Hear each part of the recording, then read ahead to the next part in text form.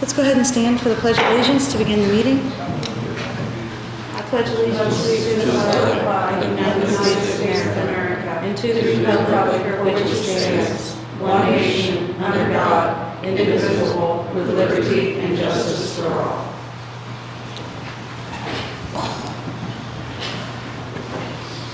So first we'll start off with roll call.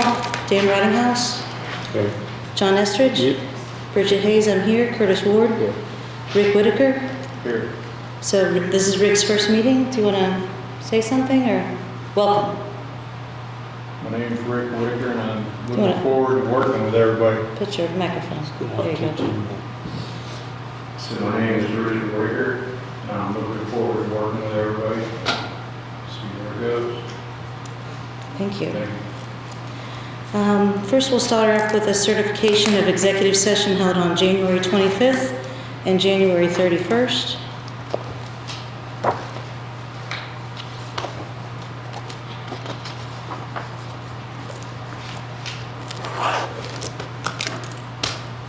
Is there a motion to approve? Make that motion. John made a motion to approve. Is there a second? I'll second. Curtis seconded. All in favor? All opposed? In favor. You're, In favor of. I was just a little slow. he was there. That's right. I was like, wait, were you there? I'm sorry. Thank you. So that was a certified, did you have to give your spiel about what those were about? Sorry, I don't. The 25th and the 31st. They were the same.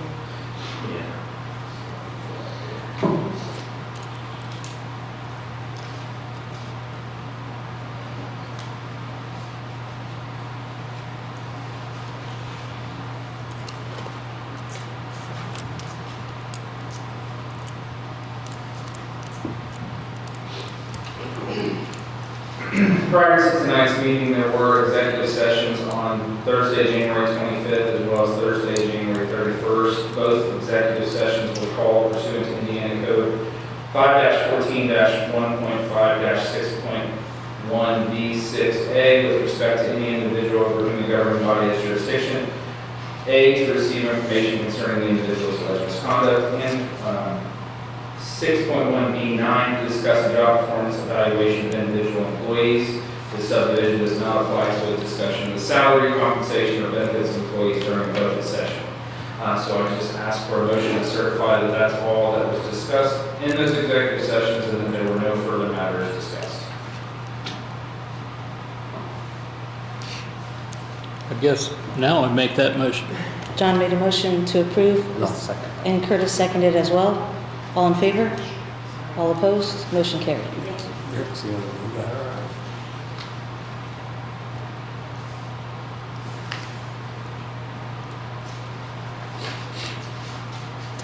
Next are the minutes of the regular meeting of January 16th, 2024. Is there a motion to approve or any questions or additions? I make that motion. John made a motion to approve. Is there a second? Second. Dan seconded. All in favor? All opposed? Abstain. Curtis abstains. Motion carried. Rick, did you abstain or vote yes? I voted yes. So 4-0.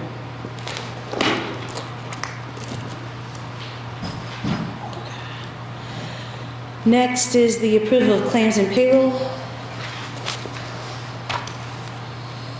So, Do you have to do the executive session minutes as well, or does that, no? Sure. Thank you. Go on, my bad. okay, I didn't see anything else to sign. It's tough to stay up with us. We're moving along. Next is approval of claims and payroll. For claims, it's $352,794.82.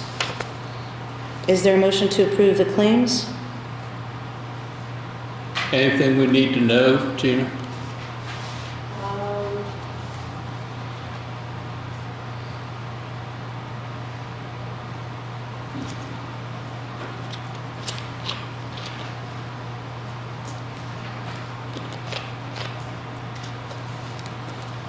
Nothing's really popping out.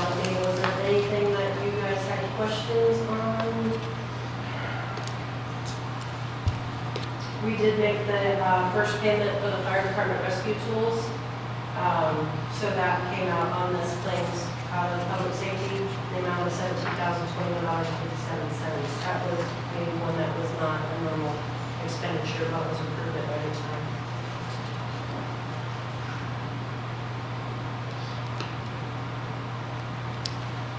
Any other questions for Gina? Did make the distribution to Main Street Brookville for the budget of $24,000. I think that was it. That was not normal.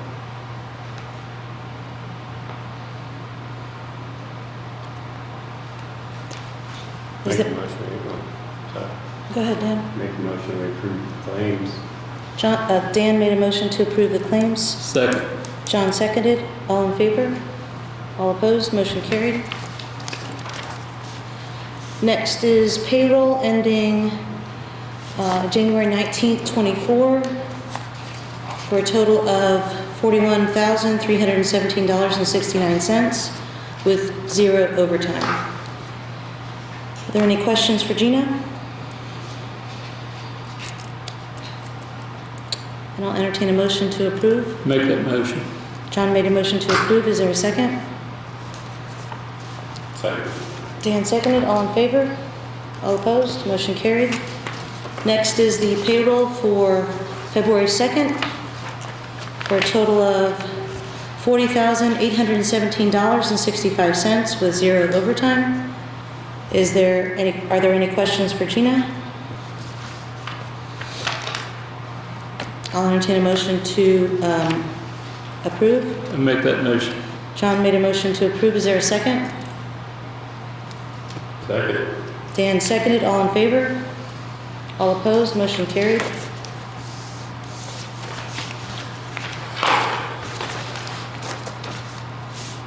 Okay, on to the first request. Rosemary Stern, New Mercies update. Come on up to the podium. I gave everybody a packet that has our trifold that we use and magnets. We handed those out one night at the fair to get people interested or to know about us. And then when we had the cookout at IGA, we also had these available so we could promote what we do at New Mercies. But first of all, I'd like to thank the town board for the use of the old firehouse, for the use of the kitchen, the dining room, the first bay, and 3 rooms in the back of the bays. 1 room is used for the office. The middle room is used for paper pantry storage, for our inventory. And the 3rd room is used for the food pantry inventory. We have 2 missions at New Mercies. One is that we serve meals every Monday, Tuesday, and Wednesday nights from 4 to 5 p.m. The other mission that we took over from the Lutheran Church is the paper pantry. We began that in February of 2022. And we have that the 3rd Saturday of the month from 10 until noon. And it's the same time as Red Life. When people come and get their food, they can just come down Cliff Street then and get their paper products. And there's been some months when we've had to close early because we've run out of inventory, but we try to do the best that we can with what we have. Our mission depends on volunteers from various churches and organizations and individuals from our community and beyond. We have people that come from Dover that help serve meals. One of our meal planners that takes care of the volunteers, she's from Aurora. And it's just our main person that we had for a while, Penny Ash, she retired. And it was just a fluke that we found Shelley, I can't pronounce her name, Curtis. What is it? Kozlowski. Okay. Shelley has taken over, and it was just, I don't know, a gift from above that it happened, that she just happened to be there at the right time that we needed her. And it's just been working out wonderful. Our revenue for New Mercies comes from donations from churches, organizations, and individuals. We get grants, and we've gotten grants, and we've also gotten money from the Brookville Township trustees. We had an IGA cookout last year, and we're hoping to get another one this year, but that is such a popular fundraiser that it's really hard to know whether you're going to get it or not. And then we did have a yard sale one year. So I talked about the magnets and the trifolds that tells about New Mercies. Then I also put in the packet the list of our directors and the meal planners and volunteer. And then the next page that I put in, it showed the meals and the volunteer hours and the bags passed out and the volunteer hours for the paper pantry for the whole year. So in 2023, we served 4,725 meals, 3 days a week. And we had 890 volunteer hours. For the paper pantry, we handed out 1,696 prepackaged bags. Each bag contains, we call the basic 4, and it's toilet paper, paper towels, trash bags, and Kleenexes, tissues. And then on a rotation every month, they get the basic 4, and then 1 month they're going to get hand soap and dish soap. And then the next month they get the basic 4 and laundry detergent. And then the following month, then they just get the basic 4. So we have I think I put a schedule in there of how we give out the items. But they just drive through, we have them prepackaged. A lot of them take more than one bag because they're giving to others. They're taking them to other places to where people can't get out, which we appreciate that. The most that we had, the most bags that we gave out was 183, and that was in December. But there's always a need, and we're glad that we're there to help with them. When we get donations for the paper pantry, I keep an inventory sheet every month, or for every donation that we get, like from a church or an organization. I list what they've given us, and I have a price value given, and then give the total of how much that donation was. And I always send them a thank you card and a copy of that so that they know what they've given. And then I also, for the paper pantry, made a list of what was given each month, what was donated, and how much was spent each month.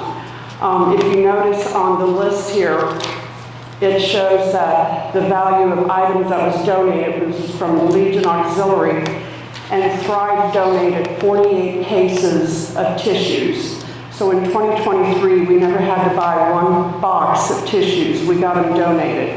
And that's a big savings on our end. But every month, some months we didn't get any donations from any organization or anything. So, we're just living on what we get and what we can keep. So yeah, there's the basic 4 there. And I only, for the finances, I only did the final December because I was running out of paper. I apologize. But it just shows here what our finances are.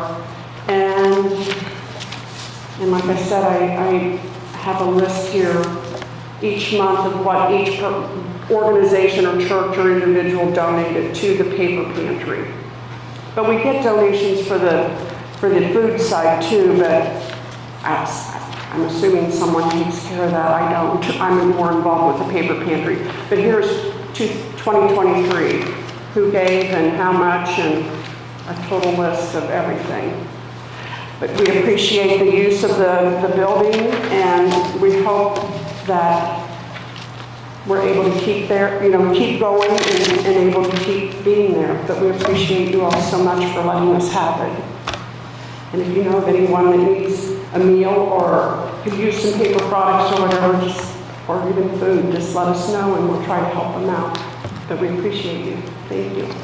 Thanks, Rosemary. I don't know, does anybody have any questions? I guess I should ask that. No, I just wanted to say thank you for everything that you guys do, and I appreciate knowing the full extent because it's amazing, and to see all these numbers is quite remarkable. So please please, on behalf of the town, if you can thank all your I volunteers. sure will. Thank you. Thank you.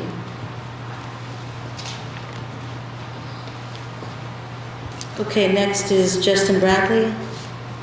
Red Light Church request for Good Friday egg hunt. Do we have a piece of paper? Do you want to come on up or?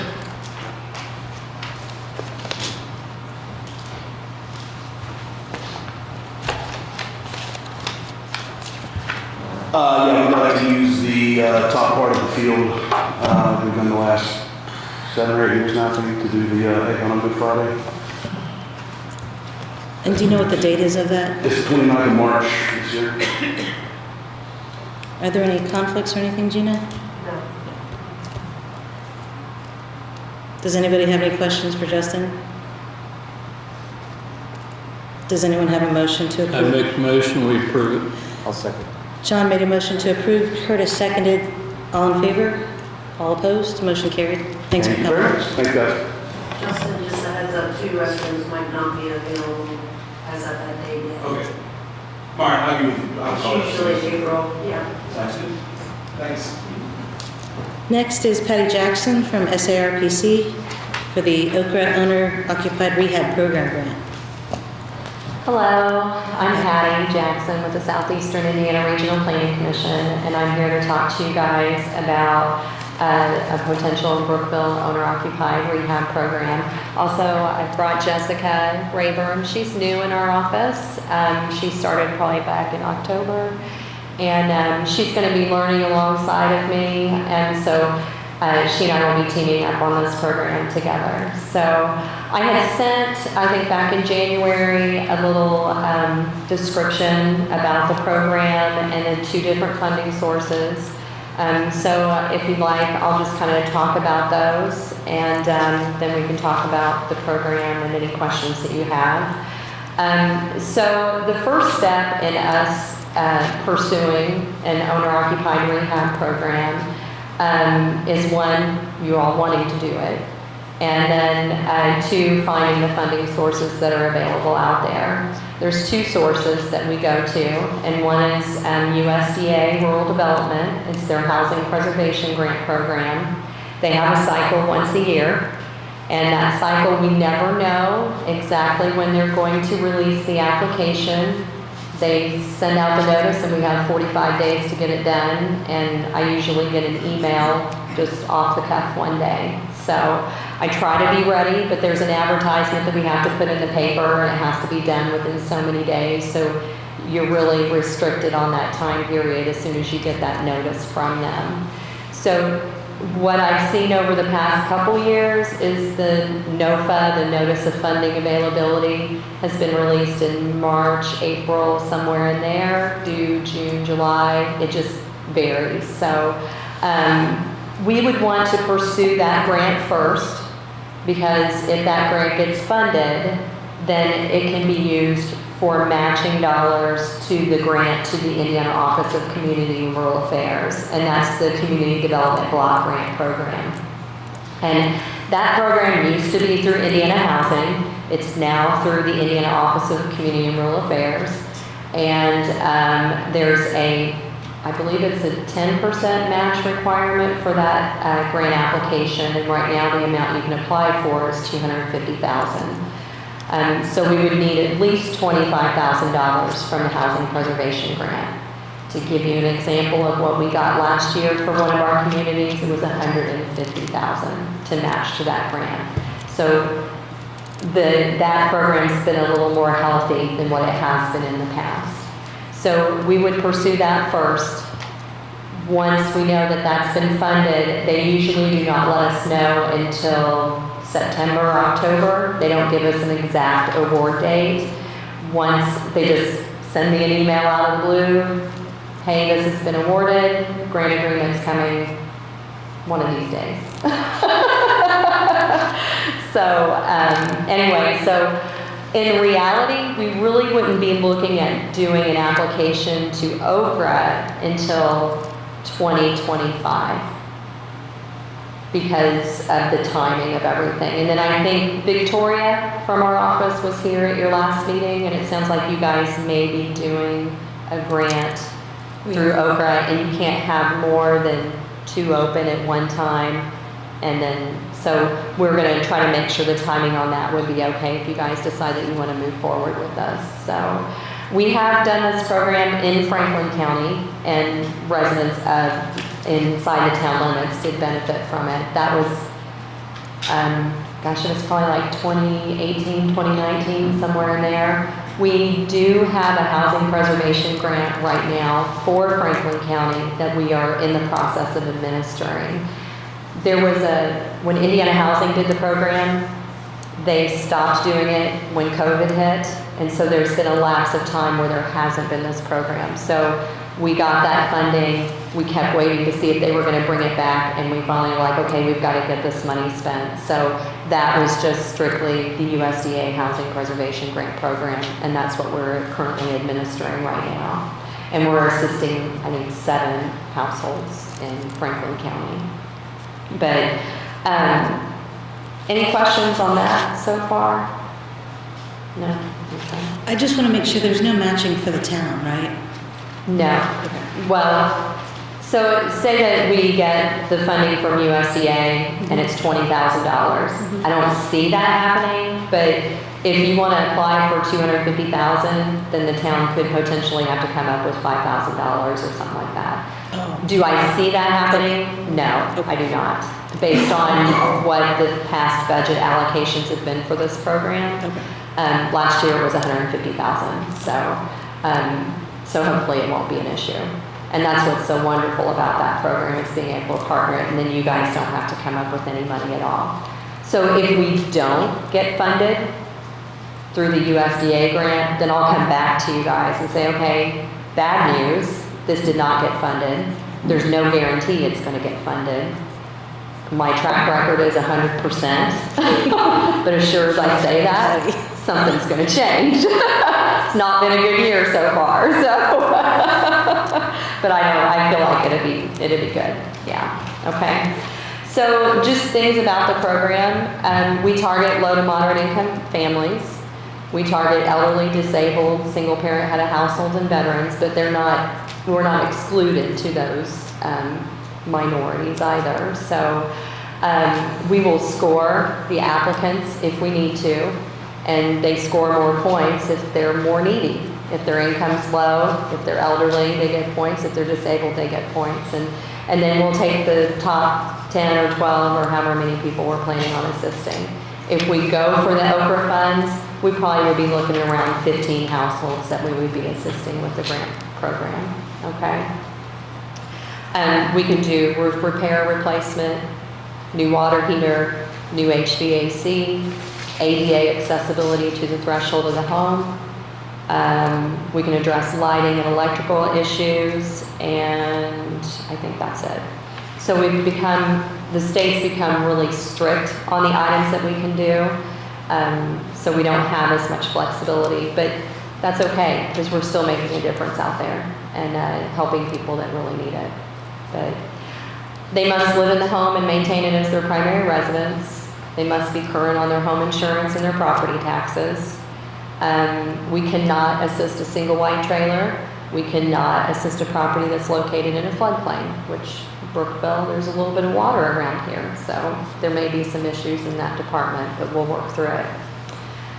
We can't assist a manufactured home as long as it meets certain criteria. They have to own the land that it's sitting on, has to be on a permanent masonry foundation, and has to have been constructed after January 1st, 1981. And I think that's it. So I don't know if you guys have copies of what I had submitted to you before or not. Yeah. And it's got the income limits there. We go by the 80% number. So if you know someone that's by themselves or feel like they're struggling or they need some help, you can look and say, okay, it's a 2-person household. Do I think they make less than that? Or ask them, do you make less than this? And then have them call our office, and we will screen them, ask them questions, and then we'll put them on our waiting list. We're not ready to take applications yet, okay? We will not want to take applications until we know after the HPG grant has been funded. See, I said that very optimistically. And then when we're ready to apply for the Oprah funding is typically when we would look at applying. We don't like to take the applications unless we absolutely have to, because we don't want to give people false hope that if the one grant doesn't get funded, then they wouldn't get assistance. So these applications would be around September, October-ish? No, probably not, because if we're not applying for the Oprah money until 2025, and I don't know when the application cycle will be, if we take an application, they're good for 6 months. We don't want to, we would wait till it's closer to time to apply for the program. So once we know that the HPG grant's funded, and if I know when the next cycle's gonna be, then I'm gonna come and talk to you guys and tell you, okay, yes, we're ready to start taking applications and move forward. So that'll probably be in 2025? Yes, Okay. yeah. I would say definitely 2025. And then I think when I talked to you before, that the application process is you will put in like an ad in the paper, and then people will then apply directly to you. There's Yes. nothing that the town. The only thing that we would ask is if you guys have an office space or a conference room or something that we can use. Mm-hmm. We don't want to make people drive to Versailles, because that's where our office is. Sure. So we will ask if you have a space that we could utilize to take applications. Sometimes we'll go to their houses, but that's not always a good idea, okay? So if we have just a nice central location, we can use a copier and things like that so that we can make copies of the information that they bring to us. Okay. And I'm assuming probably, where is the town hall here? It's currently right there, but Okay. it's gonna move. Okay. It'll be moved by then. Okay, all right, okay, which we'll coordinate that when it comes time. So I guess the question for you guys, do you feel like this is something you'd like to do as long as it doesn't cost you anything?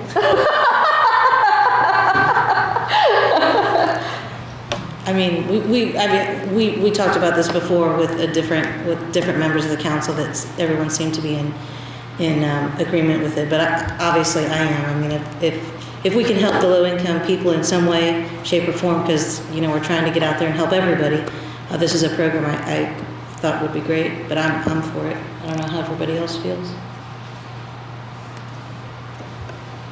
You feel like you I'm do? good. Okay. Do you guys have any questions? Yeah. The homeowner has 18 months to complete the project, correct? So we have 18 months to complete the project. The homeowner, from the time the grant gets funded, we have 18 months to get all the work done and get the project completed on all of the homes.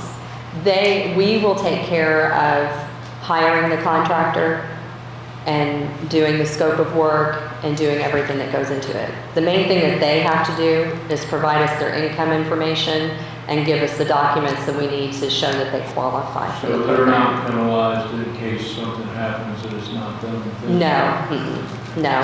And worst case scenario, you can ask for an extension to the state, and if you have extenuating circumstances, they're going to award it. The only time I've had to ask for an extension is during COVID, because we were shut down and we couldn't do work. So that was the only time we ever had to ask for an extension. The other issue is getting contractors to bid on the work, so sometimes that can slow us down. So right now, you can start talking to your local contractors and let them know that this is going to be coming down the pipe. And if they want to contact our office, we'll put them on a contact list to let them know when we're ready to procure out for the bids. We'll do competitively sealed bid process when we let the properties out for bid. Sometimes we'll do them all at the same time. Sometimes we'll break them up in 2 different groups. It just depends on how things are going, because we don't want to hold up one group if they're ready, and then sometimes it's good to break it up for the contractors if we know we're not going to have very many bid on it. I'm trying to remember when we did the project here. I think we had 3 or 4 contractors that bidded on the work, but always can use more. It just makes it more competitive. And we will hire a home inspector for the project too, to make sure, he'll do an initial inspection of the items that we can do to make sure that, yes, they need to be replaced, or if there's anything special we need to know. And then he'll do an inspection either during construction or at the end to make sure everything that was done correctly. Are there any other questions? Would someone like to make a motion to approve the grant application, I guess, process? Sure. Make that motion. John moved to approve the program. Is there a second? Second. Dan seconded. All in favor? All opposed? Abstain. Curtis abstains. 4-1, motion passed. Thank you so much Okay. for coming. You're welcome. Thank you.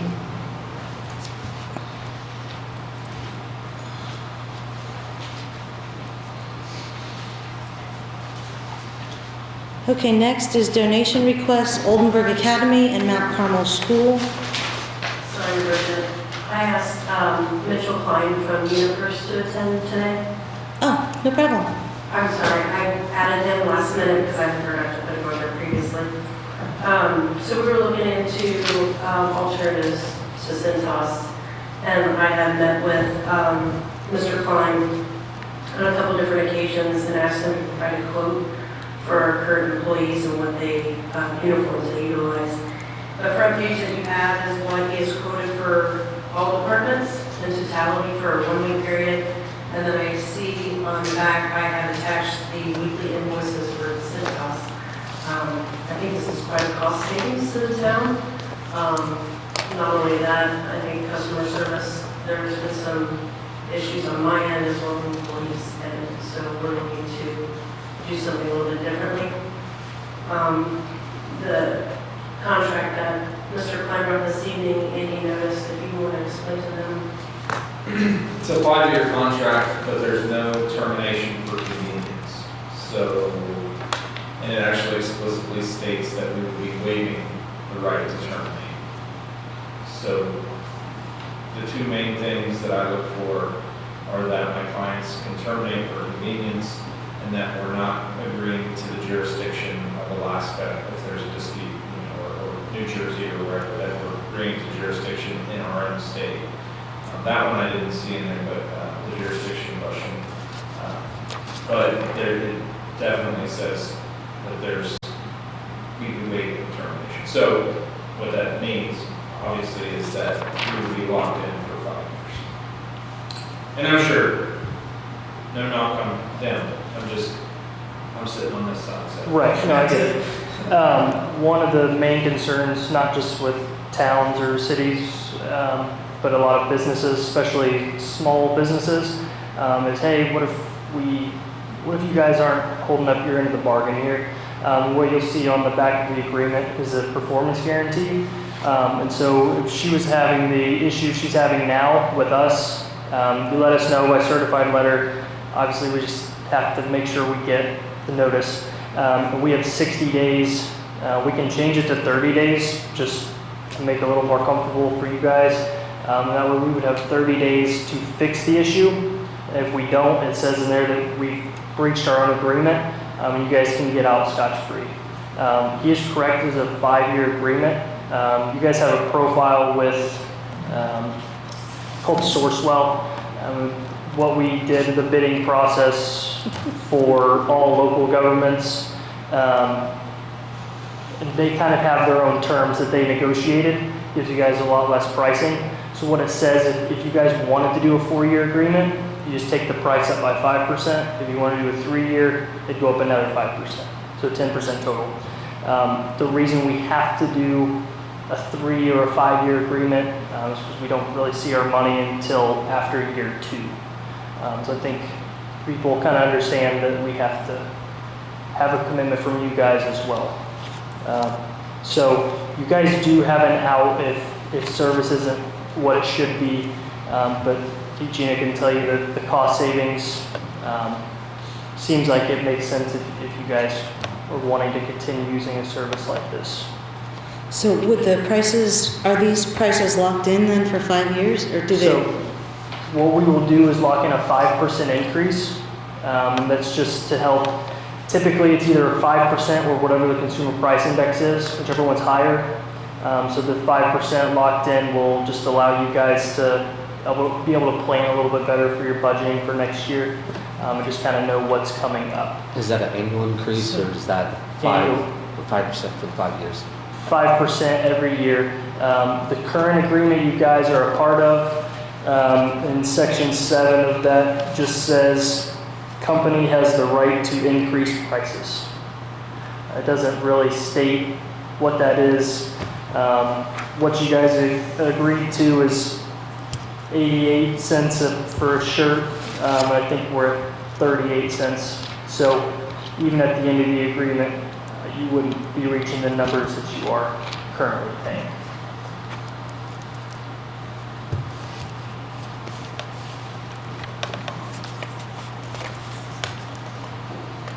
You guys have any other questions for me or concerns on the agreement there?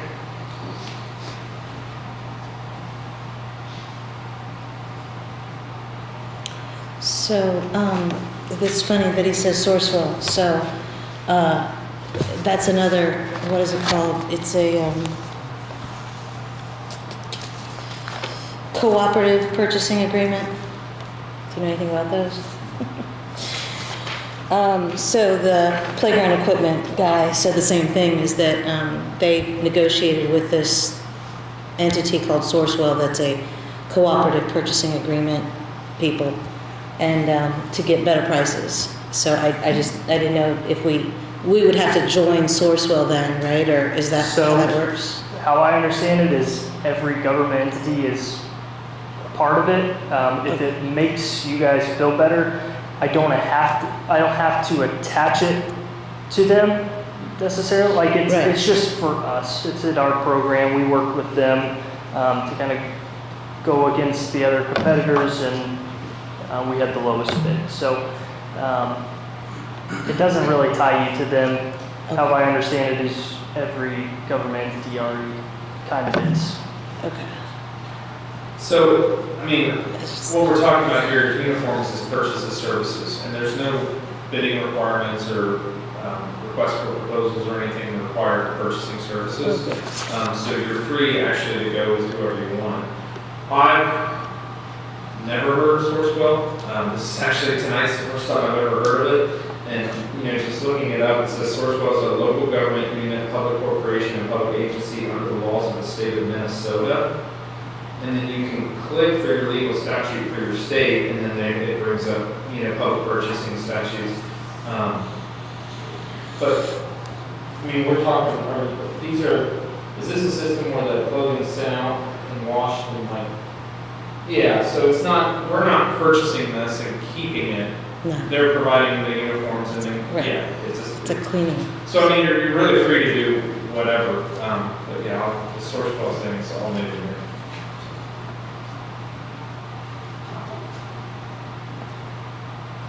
You want this, Gene? Want something else?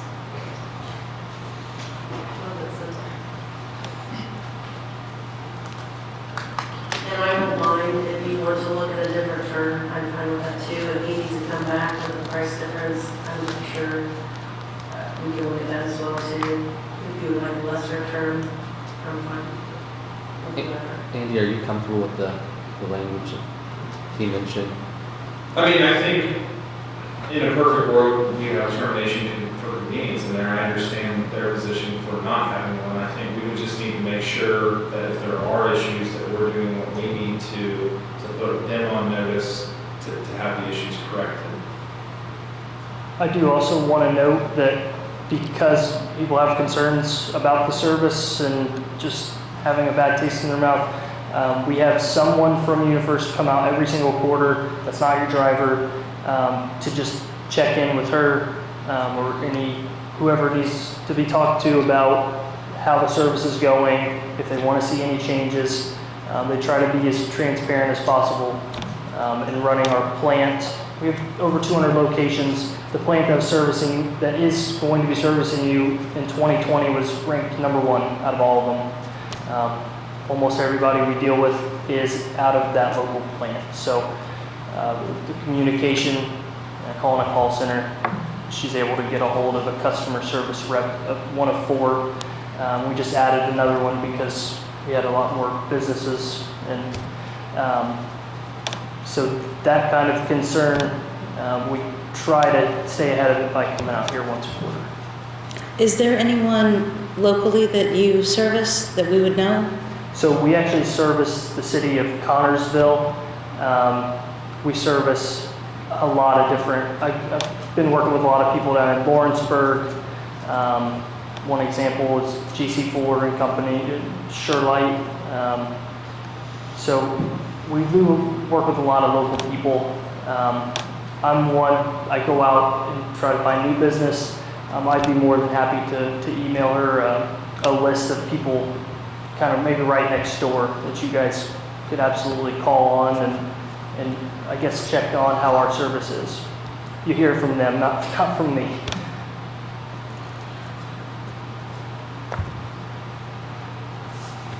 I mean, would anybody be okay with delaying and let's call somebody Sure. that they have already serviced, and then we hear from them, see how it works, and then maybe just delay this till the next meeting? Yeah. Would that be all right? Yeah.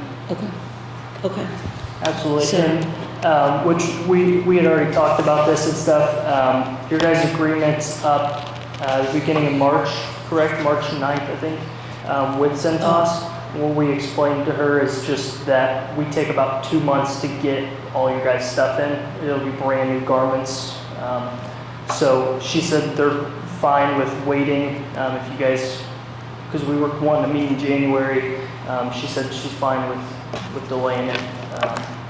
They would go without uniforms for maybe a couple weeks until we get everything in. So I mean, is that okay? Or, I look at it as no, I mean, we don't have to delay if everybody wants to vote, but it's up to you guys. What does the council want to do? They've I'm had, all right to go forward. I am too. They've had Pardon? issues with I'm all Centos. right to go forward now. Okay. Because there's a clause in there, if they're not meeting their requirements, we can call out on them, so. I agree. Okay, so would you like to motion? I'll make a motion that we accept this, whatever it is. Customer service agreement with UniFirst. I'll second What it. she said. Curtis seconded. All in favor? All opposed? Motion carried. So do I sign this yellow part? yeah, This part? yes, ma'am. If you want to sign there and then print your name, would you like me to keep your email that I have? Okay. And then I can just fill in her email on the bottom there.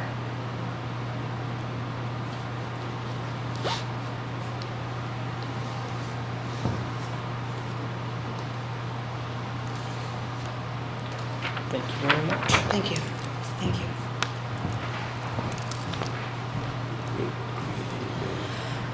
Okay, what's next, Gina?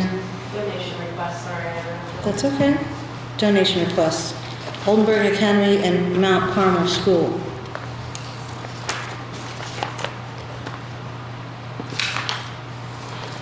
Okay, this is Mount Carmel is a benefit basket bonanza on February 23rd.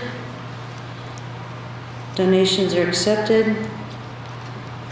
We would like a donation for a pool pass and a golfing at Brookville. And/or golfing at Brookville. Thanks, Laura. Laura Frondorf, the librarian. So that's the first one. The second one is Oldenburg. Looks like there's an annual dinner auction on February 24th. This year's event is Camp Oldenburg Academy. Gifts are needed for the various raffles and auctions. Our name would be included in a program booklet. Sponsorship flyer. So they're not asking for anything, they're just asking, I mean, it's nothing specific. The email, sorry, I don't think I attached her email. The email, she was asking for something from the golf course. I'll look that up. Okay, well, here's, sorry.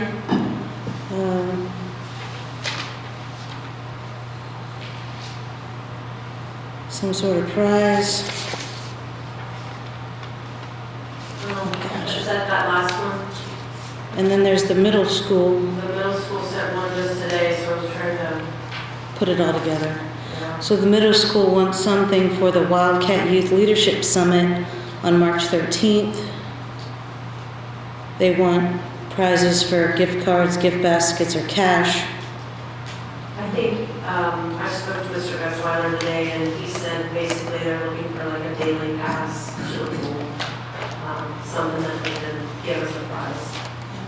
Whatever you want, or how many ever it goes, we'll be willing to do.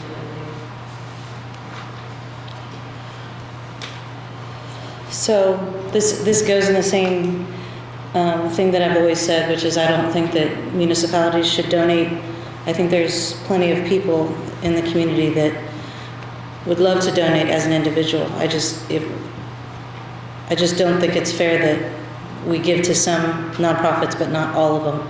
So I'd rather just have a donation policy that we don't give any donations out, because to me it's tax dollars, but that's just my opinion. I know others disagree. How does the council feel about all three of these? Because I think we also talked about having a donation policy in the past, so I think it would be good if we maybe came up with that, since this is our first ones for the year.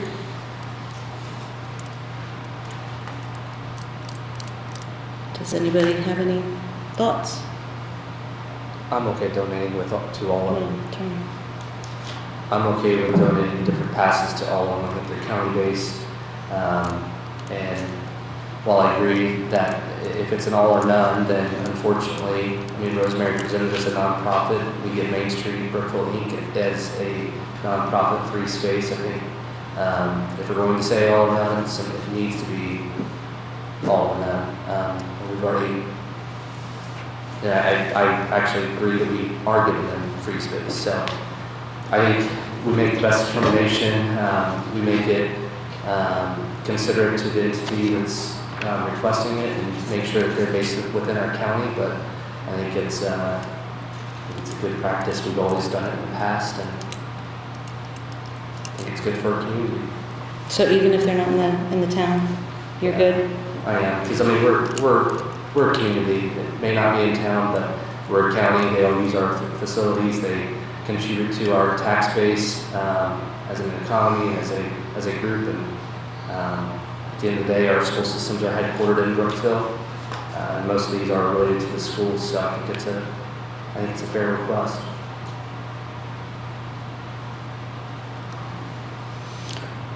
Anybody else have any thoughts, or putting any limits on any of this, or just having it open-ended, or, because we had discussed doing a policy of some sort in the past. I'm good with it. I make a motion that we accept these donation requests as stated. I don't care if it's pool pass or golfing. Can you say either one so we can get the motion? Golfing. You want to give like a free day of golfing Yes, for each one of them? yes. Can we do the pool pass as well?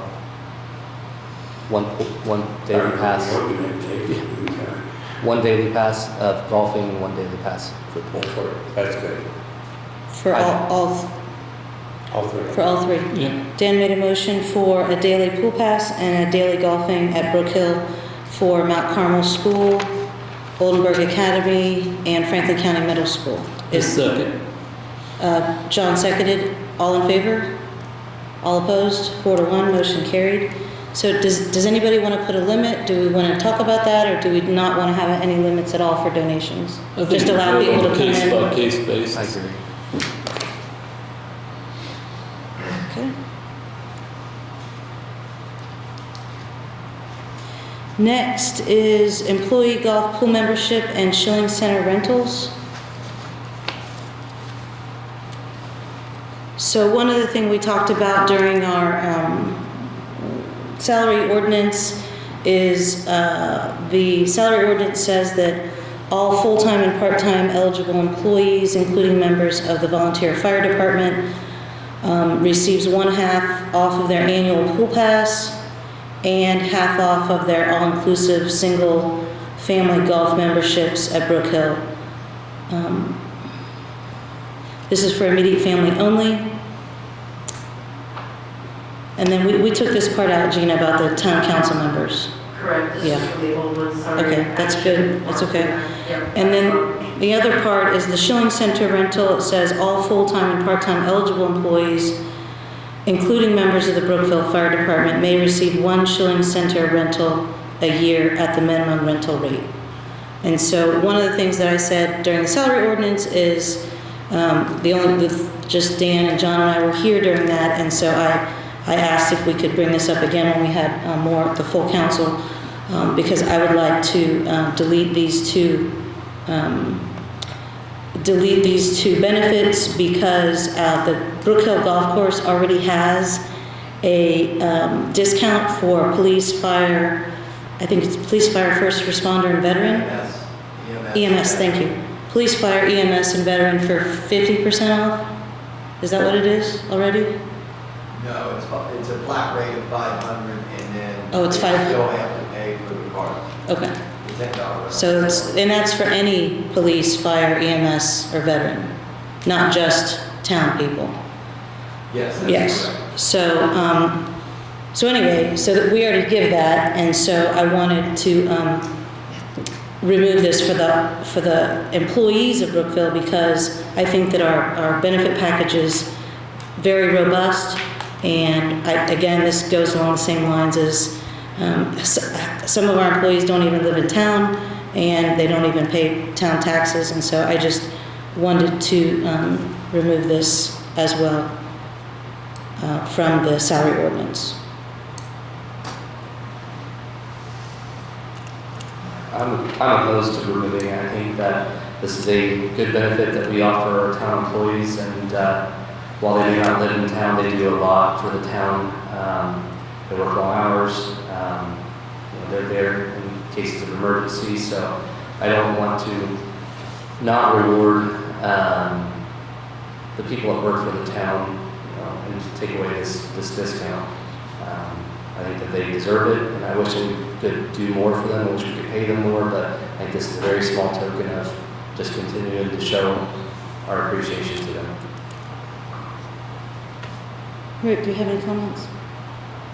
Is there a dollar amount associated with this right here, or amount of people that's benefiting from it? Well, for full-time and part-time employees, I guess that would be like 30 people? Plus the fire department is another 30, so that's about 60 people. Right, but I don't think a lot of them partake, so I can't honestly say the number. I have to look at all the memberships from last year. So if you're asking how many employees we have that could benefit, maybe around 60? I just, Are you? We're just not sure how many, yeah. yeah, I'm just asking what kind of dollar amount right now as it stands, let's say what it was last year. As far as how many people benefited and what's the dollar amount associated with the people That did partake, yeah, I don't know. did partake. Right, I see what you're saying. My best guess would be 12, including the fire department, for the golf course team at best. The difference between the firefighter rate at 500 and the flat fee and 50% is $50. I'm sorry, yeah, $50. It'd be $550 for the all-inclusive. And yes, their family could use it, but I don't know how many of them actually go there and use it. Should I see? Sure. Here, come up. I'm sorry. In looking at the report last year, it looked like 6 people took advantage of it. And their family members? Or just the people? Just people. It said 6 on my report. I'd go back over and review it, but it was 6 people that did benefit from it. And I think one of them was a family membership because the son lived with them. So it was 2 there. So I don't know if it's as much. Probably the biggest thing with that is they never usually golf alone. They bring somebody with them. And that person has to pay. So kind of increases a little bit of the revenue by doing it that way. So. What would your recommendation be? My recommendation would be to continue to give that discount to them. That would be my recommendation. Because I don't think it's a big dollar amount, but I think it does increase revenue. Because hardly anybody golfs by themselves. They usually bring somebody with them. So. Thanks. Rick, do you have any other questions? Do you guys have any comments? I assume from the conversation there won't be a motion, so we can just move on. I'll make the motion to maintain it as is. Oh, you don't have to, I mean, that's fine. Is there a second to maintain it? Yeah, but keep town council out. Correct, Yeah, I'll second that. John made a motion to keep the benefits, Curtis made a motion to keep the benefits, John seconded, all in favor?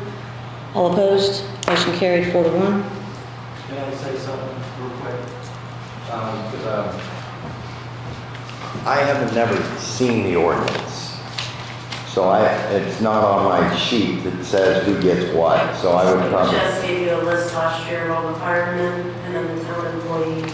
So you just have to make sure you know who they are. Okay. Can I get a copy of that list? Sure. Okay, thank you. Thanks. Next is the town marshal. I make a motion that we reappoint Terry Mitchum. John made a motion to reappoint Terry Mitchum. Is there a second? Second. Dan seconded. Is there any discussion? All in favor? All opposed? Motion carried.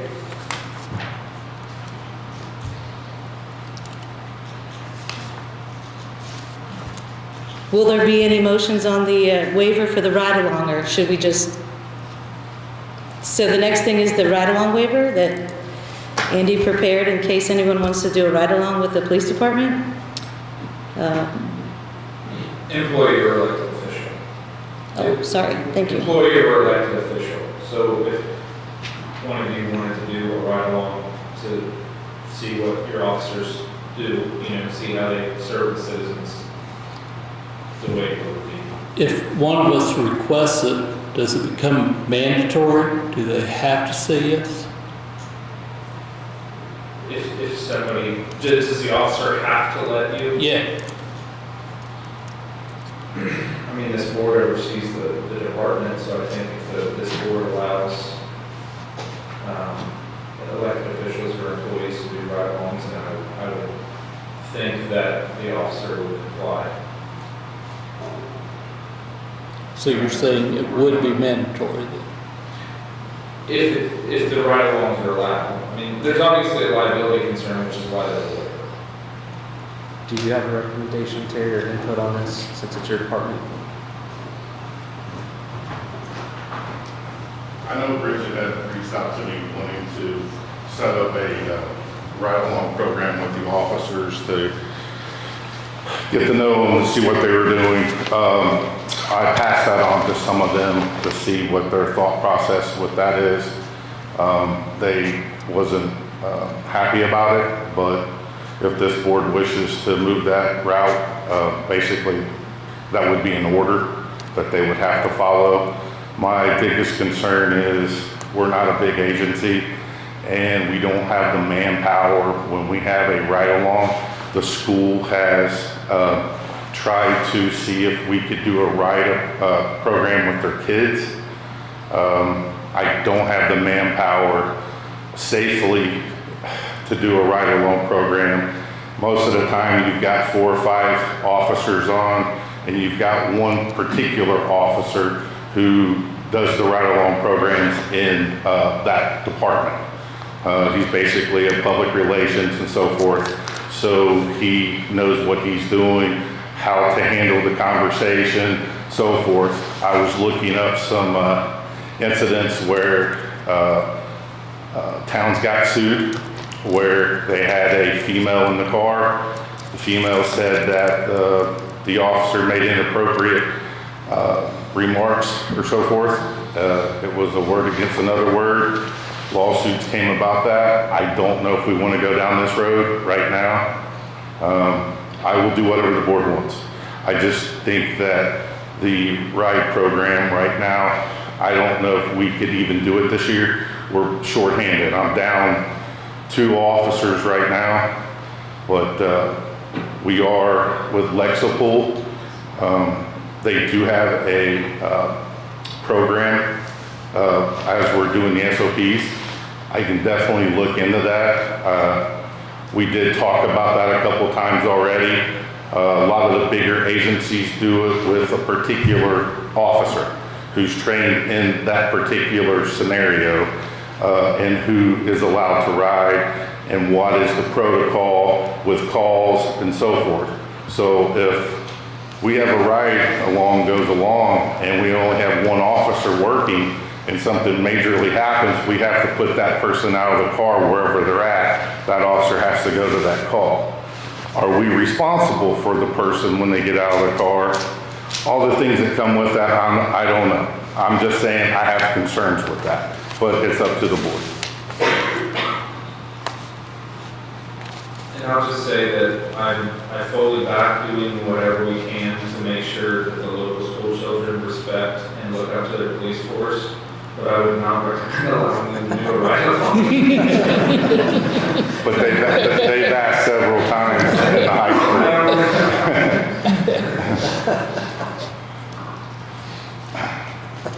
But I kind of think, without being disrespectful in any way, if a board member gets in a car with an officer, that officer is responsible for your guy sitting in that car. So when whoever sits in that car, you're distracting that officer based off of what he's doing, and anything can come up at any given second. So that's an extra distraction, but it also can be headbutting there a little bit because he's going to be the person in charge if any board member is sitting in that car, as he being the law enforcement officer. There's just a lot of things there. I just asked what their opinions were, and I didn't get any positive on that at all. Just a quick question, is there anything positive at all for ride-alongs? Anything at all? Anything positive? I would say that public relations and community relations with the public is a good thing. No, a ride-along from a supervisor in a police car. When I'm riding along with them as a supervisor, I can critique them. And we can have conversations, which I know what's going on, so I'm not taking that away from them. You sitting in a car, you don't know what's going on, and the conversation that you're having is distracting from what he's doing. I asked if there was anything positive from that. Anything at all. We've never had a ride-along program that I'm aware of, so I don't know if there is a positive. So you don't, okay. I'm just being honest. Thank you.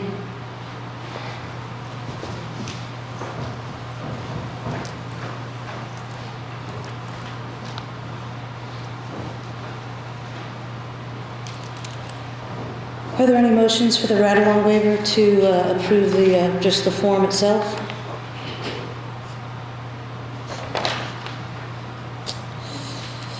Next is the golf course, before we move on, do we want to talk about approving the duty description and the expectations in a public meeting, or how do we handle that at this point?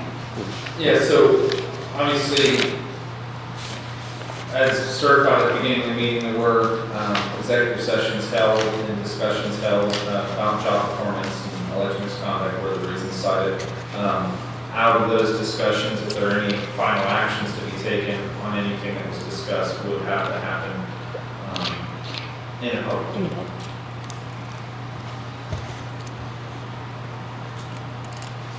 So would anyone like to make a motion on the duty description for the chief, or for the town marshal, that was submitted by email based off of our conversations at the executive session. Make a motion that we don't do That we don't approve a duty description? it. Yes, Like ever? not 33 of them, no. And not with you being the No. point of contact. It's No. the job description. No, we didn't talk about job description. I think we've already got one, don't we? No, John, that's why I sent it out for everyone to review. Is it, I reviewed the expectations, I didn't review the job, I didn't know we were doing the job description. oh, there's two different pieces of paper. Yeah, I didn't read job description because I thought we already had one. Oh, no, that's why. Did you, by any chance, did you talk with Kristen from HR Focus? No. Okay.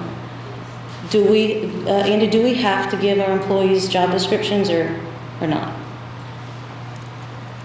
I mean, I can't think of a statute that says you have to give a job description. Okay. I think it's just best practice to have a job description. But we have one on the SOP as under the chief of police responsibilities. It clearly outlines his job description.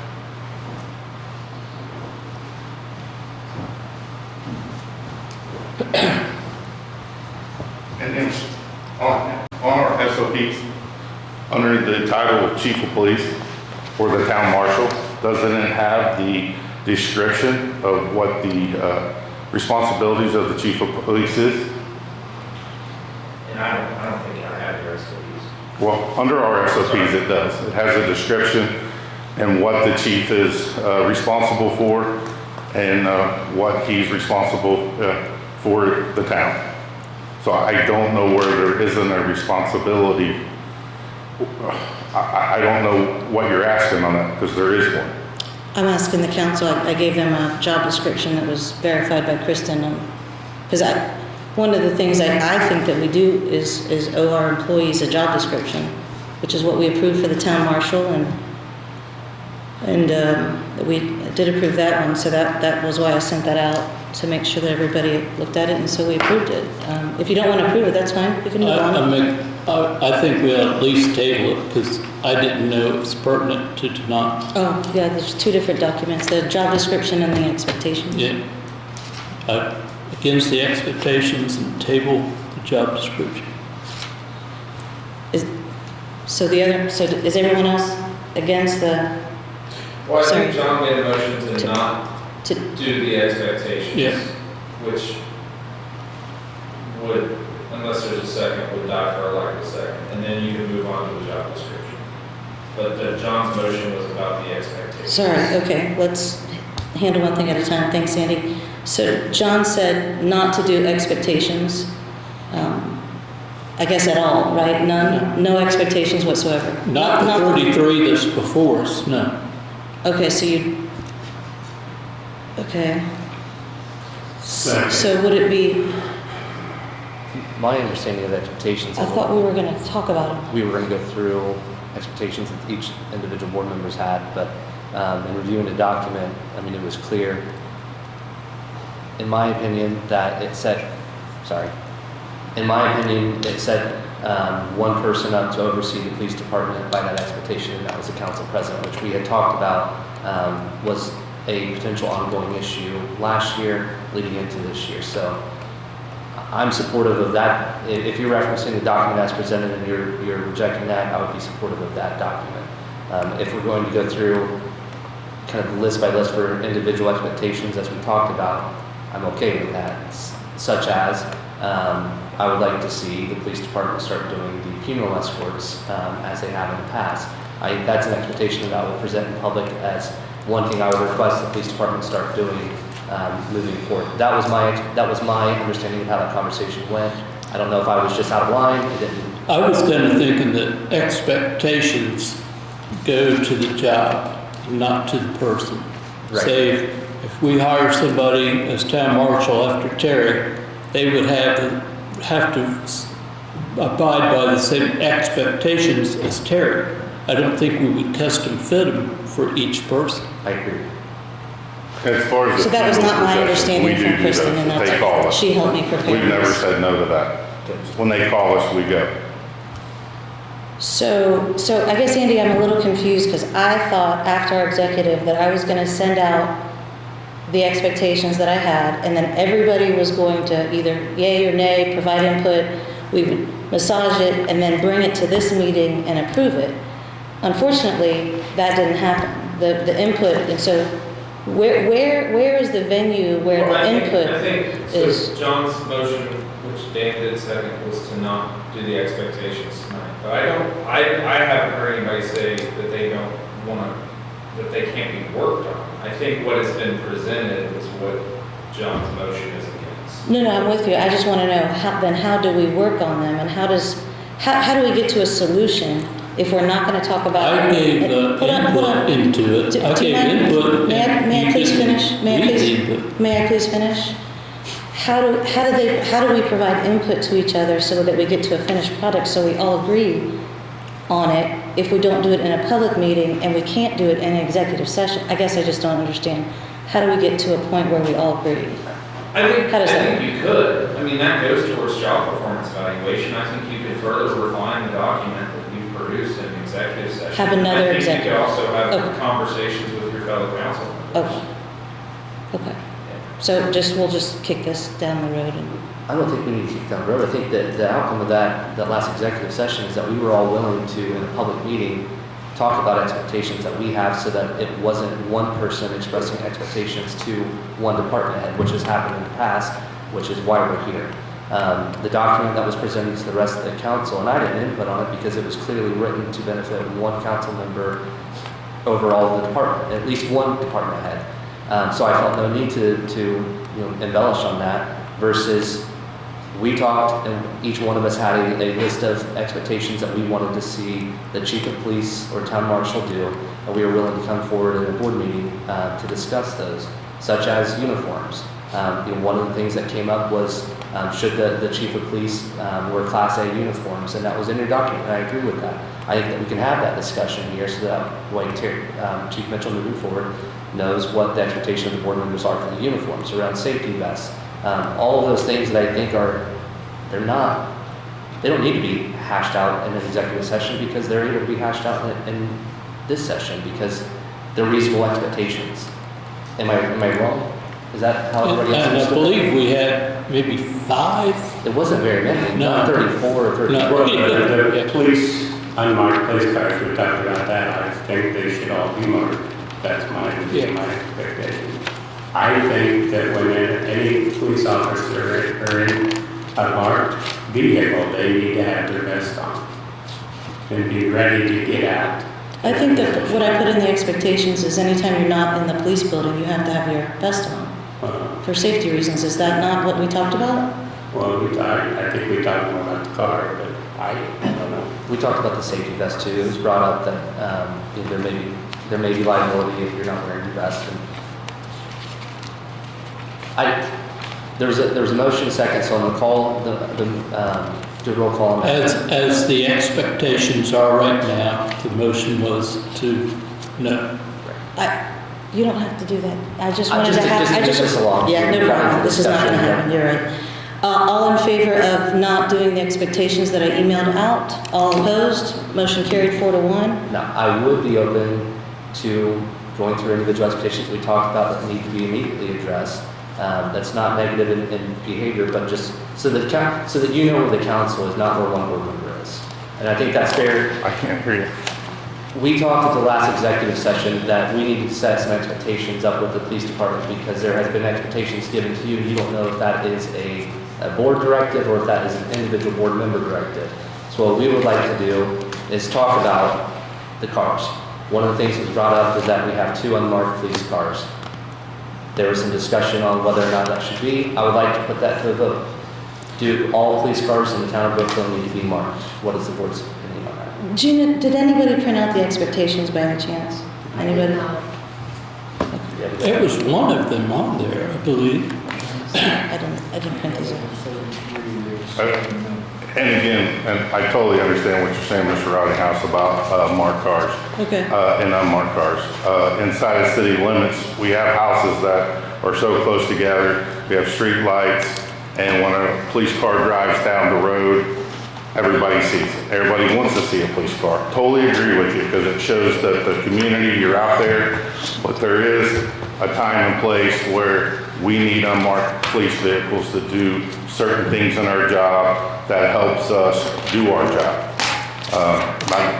Not to go through it all, but we do use my car and Mikey's car when it needs to, when we need to have it. And no one knows whether or not that's a police car when we're sitting on a street that's lit up, so that we can get where we need to get and get close enough to get where we can get.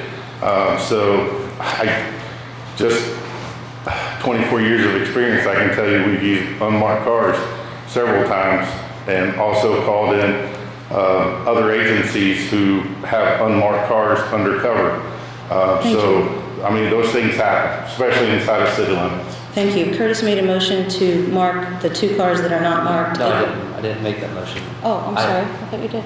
I brought that up as a point of discussion. Oh, sorry. There was some, I'm actually not in favor of having all marked cars. I think that there is benefit in unmarked cars. Other board members had expressed that during the executive session as an expectation, so I'd like to open that up. Okay, does anybody have a motion about marked cars? Well, are we done talking about it? Well, usually we motion in second and then we're supposed to talk is how it's supposed to go. That's why I asked for a motion. If no one has a motion, we don't have to talk. I'll make a motion, one, leave 1 car as unmarked, the rest of them marked. Is there a second to that motion? I'm sorry, did you second that? I would agree with 1 marked, 1 unmarked.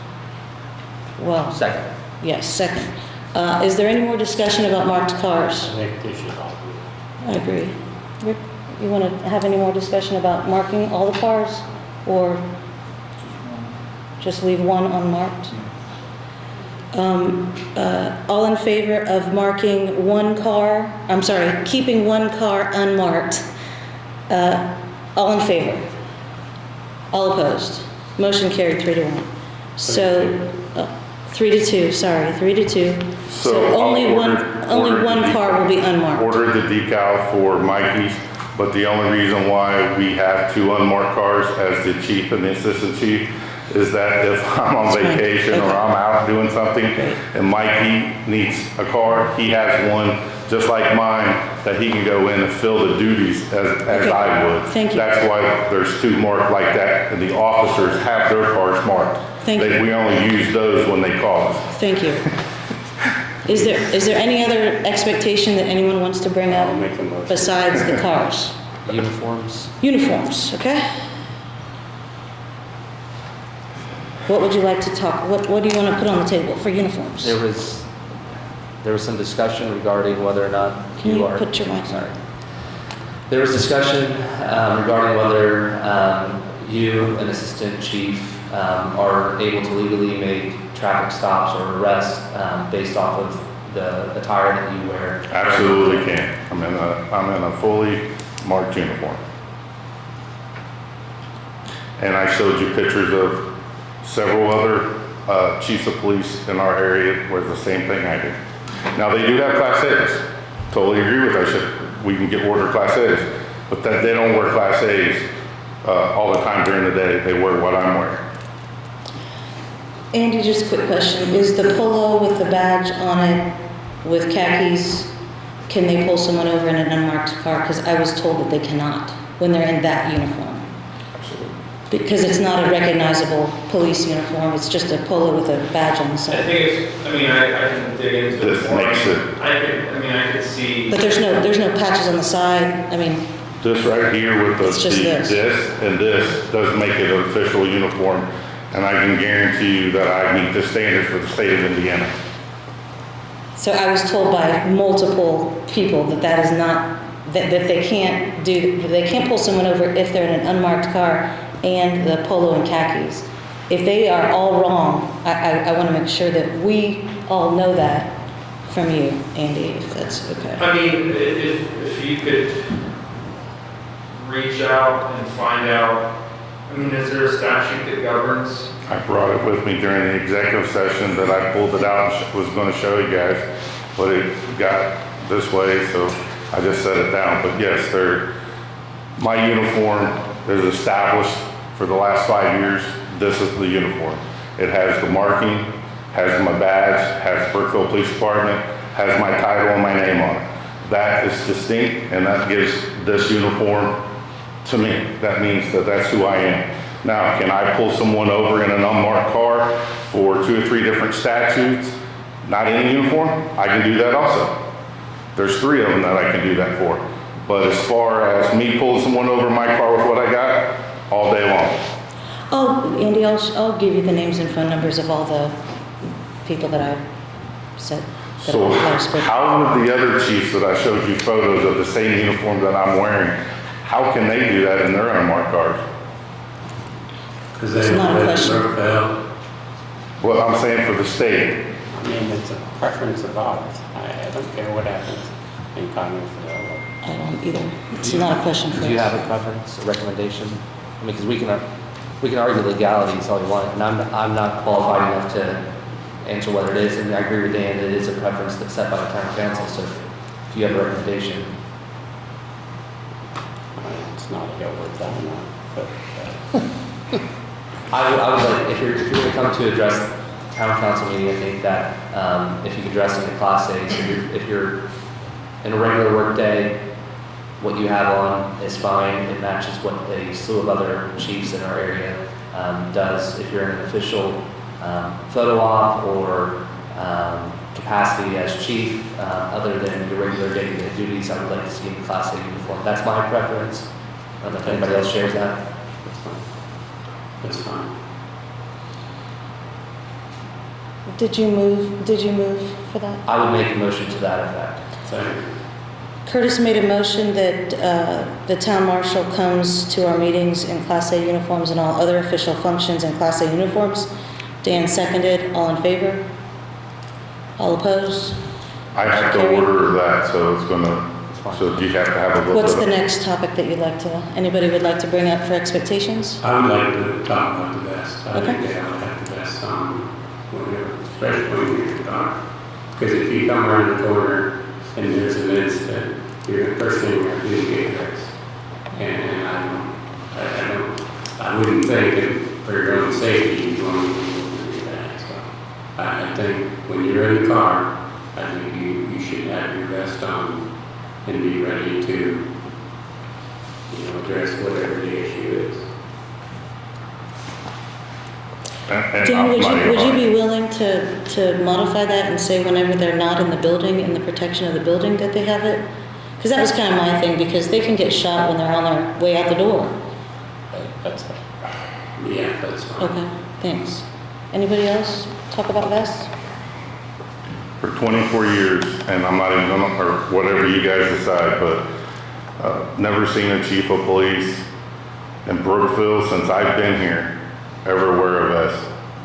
And never was that ever an issue.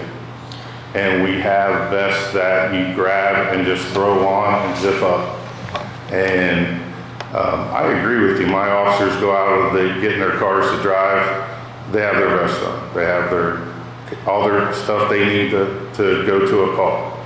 Majority of my time is not ever spent going to a call. I show up after the fact, or something happens where I have to show up and take care of it. It's not during the situation. But if I am called to a situation, I have my stuff that I will throw on to deal with that situation. I am a professional. I've been doing this for 24 years. I would think that I wouldn't be doing something that is out of norm, that most other agencies do the same thing. I just asked that you work with it, wear vests, because it could be 31. Thanks. I said work with us because it could be 31 items. Totally agree with you. I would classify the chief as more administrative. Do detectives, when they go to the scene after the fact, are they wearing vests? Do state police detectives, are they in vests? No. Most of the time when I run into chiefs or even sheriffs, even when we're out in our cars or we run into one another, they're not wearing theirs either. They have it in their car, but they're not wearing it. I think that's one of the ones that we could set aside for elected pool when they revise the new SOPs and slip into safety, but that's just my opinion. I consider it more administrative than not patrol. If you're patrolling and you're in the line of duty, then you absolutely have it, but So if Assistant Chief Straight is on duty and patrolling, he should have it on? I think if you're patrolling and you're on duty and you're in that capacity, then absolutely, because, but Rick, what do you got? Do you have any preferences or questions? You want to press your button? Yeah, thanks. Is there more than one different vest, one more comfortable than the other, but you get the same protection? Well, we 'Cause it have, sounds like it's just uncomfortable. vests have come a long way in 24 years. The outer carrier makes it easier for the guys to put it on when they're in the office. They have to take it off because if you're wearing that vest all the time, you're going to have serious back problems. You're going to ache, and you're carrying 20 pounds, and then you've got your gun and everything else that goes with that. So that's not an easy task to do nonstop. We used to put them underneath our shirts and zip them up, and you had them on. So when you went back to the police department, at one point in time, you had to take your shirt off, take the vest off, because it was just, so much that you had to do. So they did the other way with the outer carrier to disperse the weight, so it helped a lot of that. But my officers wear their vest. The only two that is probably the most administrative is me and Mikey. But when Mikey goes on calls or he has to work a shift, he's wearing his vest. Same way with me. If I'm going to have to go to a scenario, I'm going to have my equipment to do my job also. Well, I'm done. John, do you have any questions about the vest? John, do you have anything to say about the vest? Okay. So, Dan, did you motion for the vest? Okay, so Dan motioned for the vest, for them to wear a vest when they leave the building. Yes. And I seconded. All in favor? All opposed? Motion failed. Do you have a different motion for vests? Does anybody else have a different motion for vests? I make a motion that when they're in the car, they wear a vest. Okay. John made a motion that when officers are in the car, they wear a vest. And when they get out of the car, well, not just in the car, but yeah, I think that's just commonsensical. I guess I have an issue with what's administrative and what's duty. We don't have enough policemen to separate administrative versus policemen. That's just something we do. that might be a conversation for another time. Yeah, if that's the case, we have 2 administrators and what's 5 policemen, 6. So, John, when you say Need many policemen.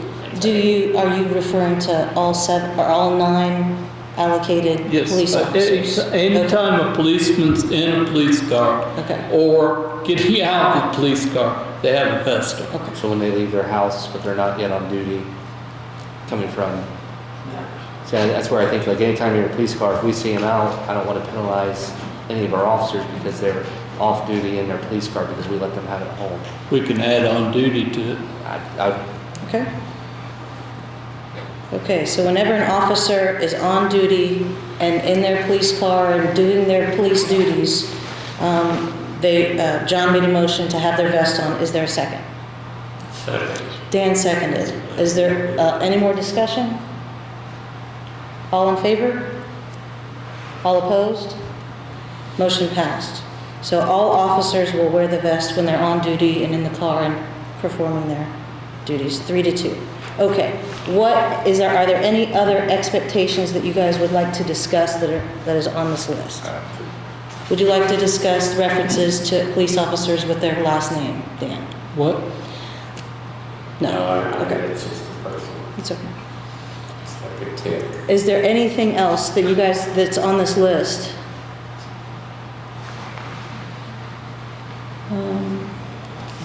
Sorry.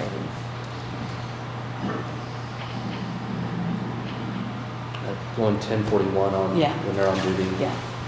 So that's calling in and off of duty. So would you like to make a motion or just put it on the table to discuss? I would make a motion that all officers go 1041, or use the correct terminology when they're calling into dispatch to go on and off duty, Every day, anytime they're on duty. anytime they're on duty. Is there a second? I'm just Can we just get to the clarifying. discussion part if you don't mind? Sorry. Is there a second to that? I'll make that second. John seconded. Discussion time. Do you have any questions or do you have any? Now you may. So 1041, is that also with myself? And, okay, so when I'm at home and I get a call that's dealing with work, do I call dispatch and tell them I'm 1041 when I'm on the telephone for 25 minutes and then go 1042 when I'm off? No, I think when you go to 1041, when you get in your police car and respond to a scene, that's when you, because you have to do it on your police radio. You can't do it from your phone. When you come into the office of the morning. Okay, just want to clarify. Yeah. When he comes into, it's not when he gets in his car at his house? No, most of them, it's when they come into town. Come into town, okay. Yeah. Not necessarily in the office, because he could go anywhere, like the first thing, Well, you know what I'm saying? When he starts his day. Okay. Well, normally, if I go 1041, I'll be going 1041, I pull out on the road because the Yeah, that's Brookville golf course is right there. We troll that, so as soon as I pull out, I'll go 1041. Okay. Wonderful. All in favor of all officers going 1041 and 1042? All opposed? Motion carried 5-0. Call outs, I'd like to. Yeah. Call outs. No. What is your motion? I make a motion that there's not such a thing as a call out. Dan made a motion that call outs are prohibited. Yes. Is there a second? Second. Curtis seconded. All in favor? Is there any discussion? No, I guess. All in favor? All opposed? Motion carried. Call outs are prohibited. Okay.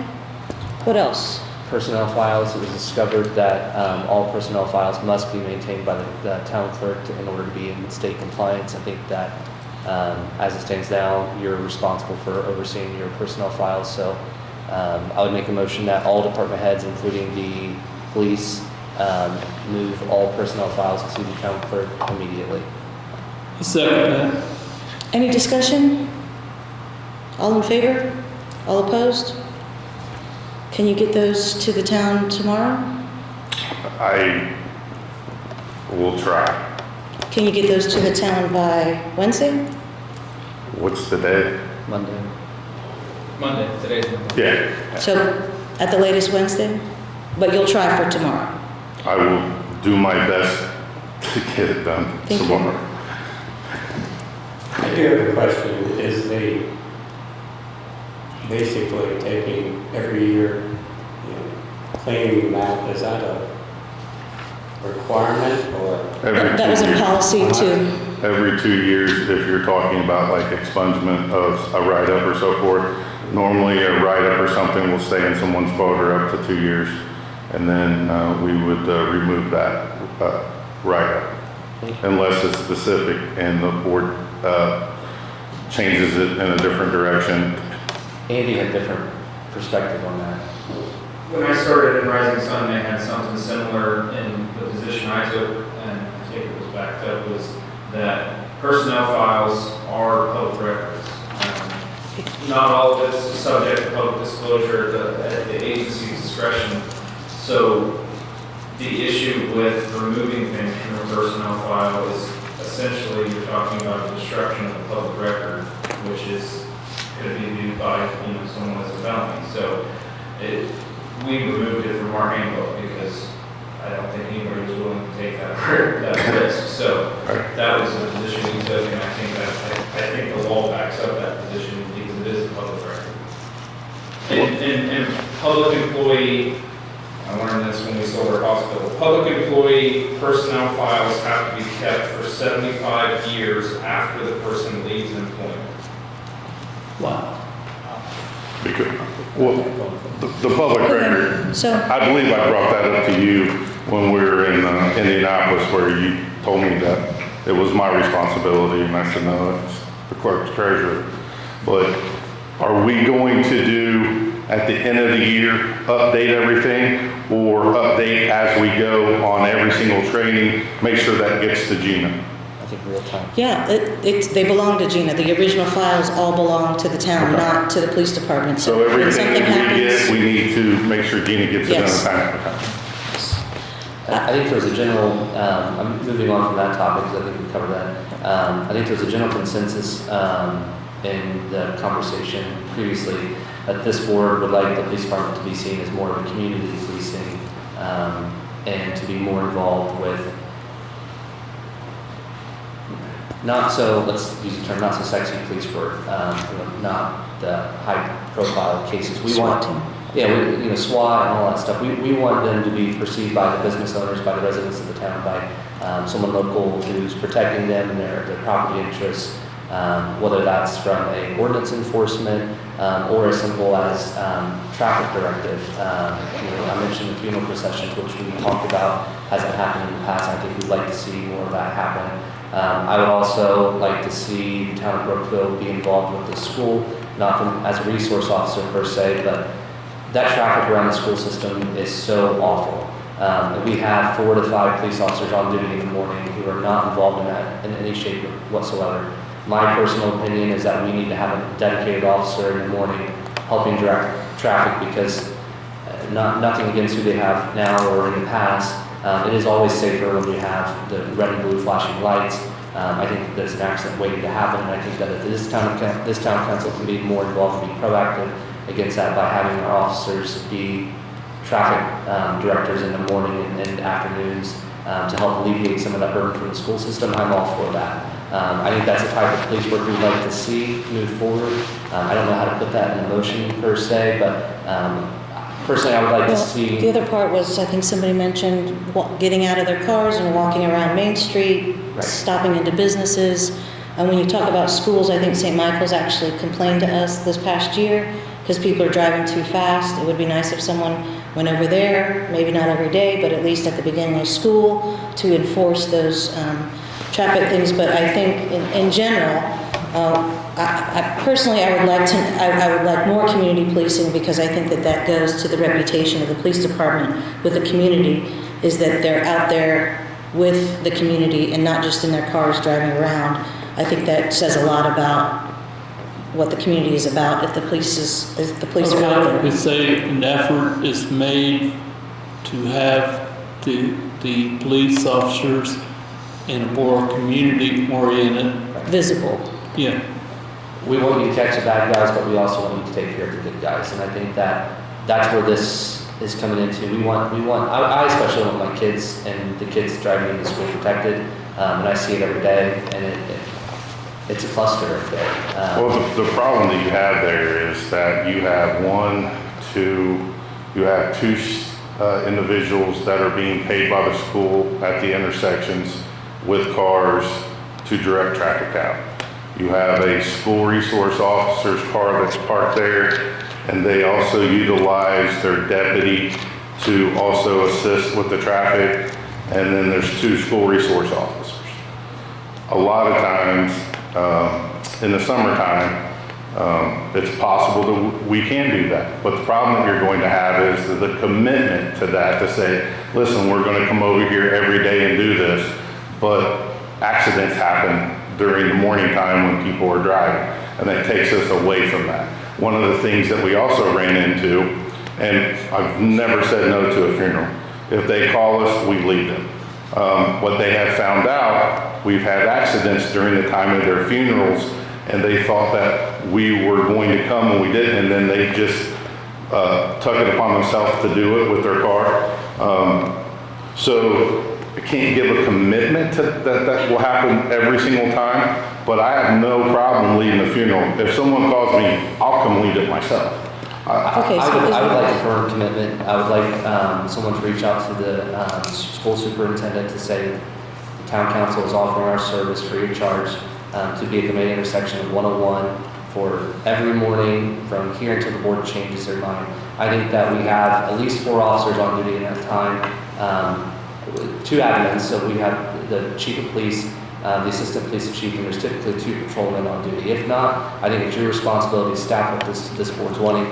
That's something I want. I want more community police work, and I want that intersection staffed by someone who's actually trained and who can, man, there was a semi truck the other day that just went barreling past. At that point, that, any of the officers could have got on there and said, hey, this went forward, go give him a ticket for barreling through an intersection before one of the kids gets killed. That's my thought, and I'm pretty adamant that, you know, I think we need to encourage community police work, but I would like a firm commitment by this board to say this is what we want. But you also understand that I'm short-staffed. So would you make a The motion? responsibility as chief is to staff appropriately. That's not this board's responsibility. So if you're short-staffed, you staff appropriately based off of the direction this board's going. So you want someone at the intersection of 101 and 101 and Oxford Pike? I do. That's my one woman's perspective. I think that he talks with the school superintendent, and if that's where he's needed the most, have an officer there. If she needs to somewhere else, just let them know that it's free of charge. We're not charging. Yeah, we're not charging. Is it possible to just give him the mission of, we want you to do more community policing and partner with the schools, and then have him just come back to us and tell us all the different things that he thinks that he should do, so that we kind of know, so we're not just forcing things down his throat and I he agree with comes that, back. but at the last meeting, we talked about the expectations of not having good expectations, and this is one thing that we talked about, so. Well, This is the only one that I was really adamant that I wanted to see, because I see it every day. I try to get out of there, and I mean, I see semis going past these. I will get a hold of the school and have a meeting with them and ask them what we can do free of charge, how we can help them with their traffic. That's perfect. Would you like to make a motion so we can second? And also, if you could talk to Dan Rosenberger and Fritz and see if they would like, if you have officers available, officers to lead funerals. Because I think that's, when he brought it up, I remember that was happening, and I think that's good. I'll get a hold of both of them and see if we can work out an arrangement and say, give us heads up, give us a date and time, and we can make that happen. I'd like to make a motion to focus, I would like to move that the police department focus more on community policing, to include possibly putting a car at 101 for the elementary schools, engaging with the funeral directors in town, engaging with the other schools in town, to put forth an effort towards more community policing, and come back with that plan and tell us how he's going to do that. Is there a second? I'll second. Curtis seconded. All in favor? All opposed? Do you want to put a timeline on the plan?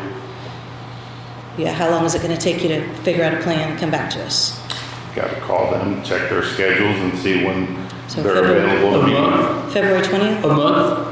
I would say they should be able to get in to see them within that period of time and then come up with a plan. First meeting in March. Yep. So March 4th is the first Monday. I think that's it. Okay. I do have one question that I left in one of your meetings. You guys voted on the cars to be driven from work and home only. That's also my car also. Mm-hmm. So if I'm out at dinner with my wife in Harrison or whatever and something happens, this board understands that I don't have a car. And Yes. because my understanding and every board before this one, that was a part of the package that the chief had. We made it, we put it in the salary ordinance this time, so it's only when you're on duty. Okay. So I want to talk one more thing about expectations for the work schedule. So one of the things in terms of safety, in terms of dispatch, is that dispatch, I think we talked about this, doesn't know who's supposed to be on duty and who isn't. So I would like to move that we submit the work schedule to dispatch on at least a monthly basis. Try to get at least 3 months in advance so they know who's supposed to be on duty and who isn't. So if someone doesn't call in, they know. Is there a second? 3 months in advance. I said 1 month, but try to get 3 months. It's kind of hard sometimes with schedules. It's at least 1 month, but try to get at least 3 months. 1 month is reasonable. Yeah. Dan seconded. All in favor? All opposed? Motion carried. One thing I have is I'd like to see when this gets published, it becomes a working document, living document, that we review it every 3 months as a board, to see if there's additions or subtracting, just not put it in a drawer somewhere and forget about it. Because there's going to be things come up that, we just need to make an active document out of it. We can put it on the schedule every 3 months, no problem. I think. I have one more. What about the 24/7 officers Brookville needs to be staffed 24/7? Okay, Does Brookville need to have a police officer present within town limits 24/7, 7 days a week, 24 hours a day? It was brought up that there was times where there was not an officer on duty when we thought there was, and we said we would have discussion of whether or not we wanted them 24/7 or if we wanted to work. Yeah. Right. I think that goes without saying. That was in the job description, was 24/7, I think. Well, I totally agree with you. Okay. But that person no longer works for us. The last thing I had is the code enforcement. So I know what we talked about, and there was, I think, misunderstanding between who does code enforcement and who doesn't. So before we got on the board, it's my understanding that the previous council tagged all code enforcement to the police department. I don't agree with that. Okay, well, I think that's what they did, and so that's what we were working on. Can we have a discussion on code enforcement, on what our expectations are of him, considering just because Tim Ripperger's job description does not have code enforcement in it, just to let you know. Well, I think what he talked about in the executive session, that he has an officer do some of the code enforcement, and Tim does some of the code enforcement, because there's not a person alive in this county that knows more about our codes than Tim. Roger, but Tim is not going to be here forever. Well, the next person, we'll see about that. But right now, we've got Tim. You got an all-star pitcher, put him in. I personally think that Tim should be an advisor at this point on code enforcement. I personally am trying to learn as much as I can from him, but I think that he should teach other people how to do code enforcement because he has all that knowledge, and keeping that all inside is not beneficial to the town in the long term.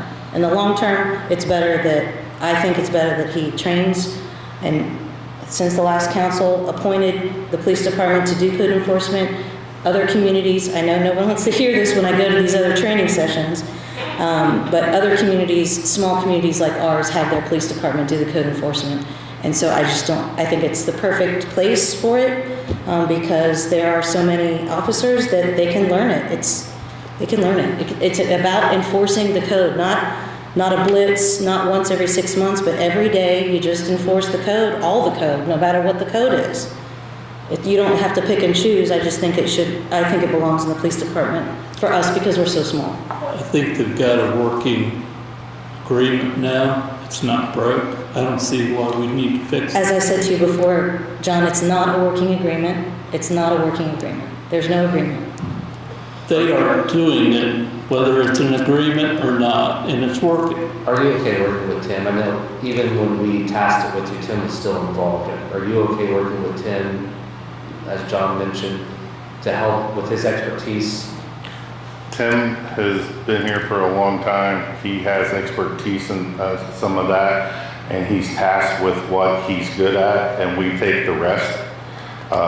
Him and Sam work well together, I believe, and whatever Tim would want to, Sam will comply. I think that we do a good job with this. This is not a every day, I want you to go out and hammer people. That approach will not work.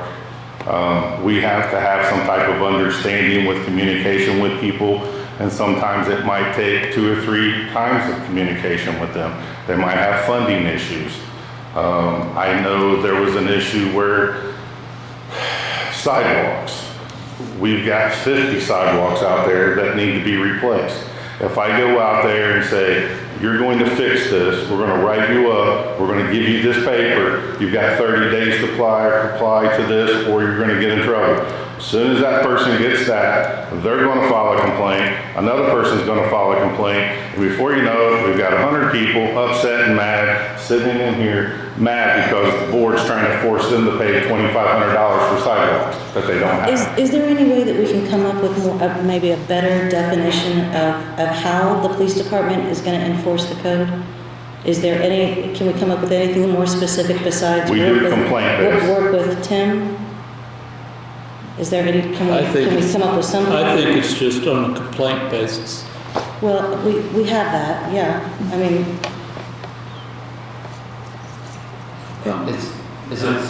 That's how I've always done it in the past, is on a complaint basis. we have that. I don't go looking for anything. No.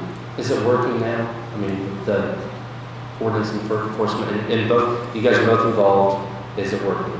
No. No. There are- Let they're them both manage. involved. Is it working from your I'm sorry, but I have the perspective? meetings. I apologize. I have the meetings. It just depends on what it is. I mean, if someone comes in and says that so-and-so didn't mow the grass, I don't have a problem doing that. There are other things that I think it needs a little more force behind it, and an officer would be better to handle a certain situation. But, right now, we don't have a lot of complaints coming in. Because it's winter. But as soon as spring hits, they'll ramp back up. Normally, I deal with people who will walk in, call me, wanting to be secretly, they don't want their neighbors being mad at them, so I have to try to handle that tactically. One of the issues that we had talked about, referenced this, was some of the complaints that we had, would the town attorney pursue with the teeth behind it. Me and Tim talked about several times before even this board, we've had that communication. Based off of my understanding, the town attorney has no problem moving forward with the enforcement on those, all the way through court or whatever it might be. We just got the storage container taken care of today, by the way. What storage container? The one on Main Street? I don't want to pinpoint Was it it out. removed? It's removed.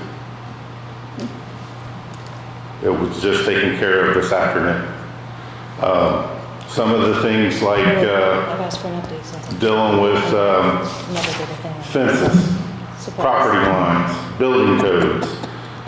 Some of those things we can, some of those things I'm a little iffy on. I have to look and read at it. Then I would, if I have an issue, I will call Tim to see, and me and him will have that discussion.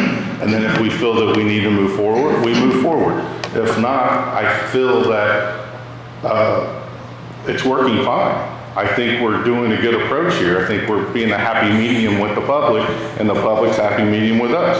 And I think that I don't want to bulldog it, but if, Bridget, if you want me to go out and hammer everybody every day, I'll do it. Chief Mitchum, I never said that. I said I wanted our police department to enforce the code in its entirety. I didn't say every day, and I didn't say that. I just said I wanted you to enforce it. I didn't want to have to split duties between another person, which is clearly not in his job description.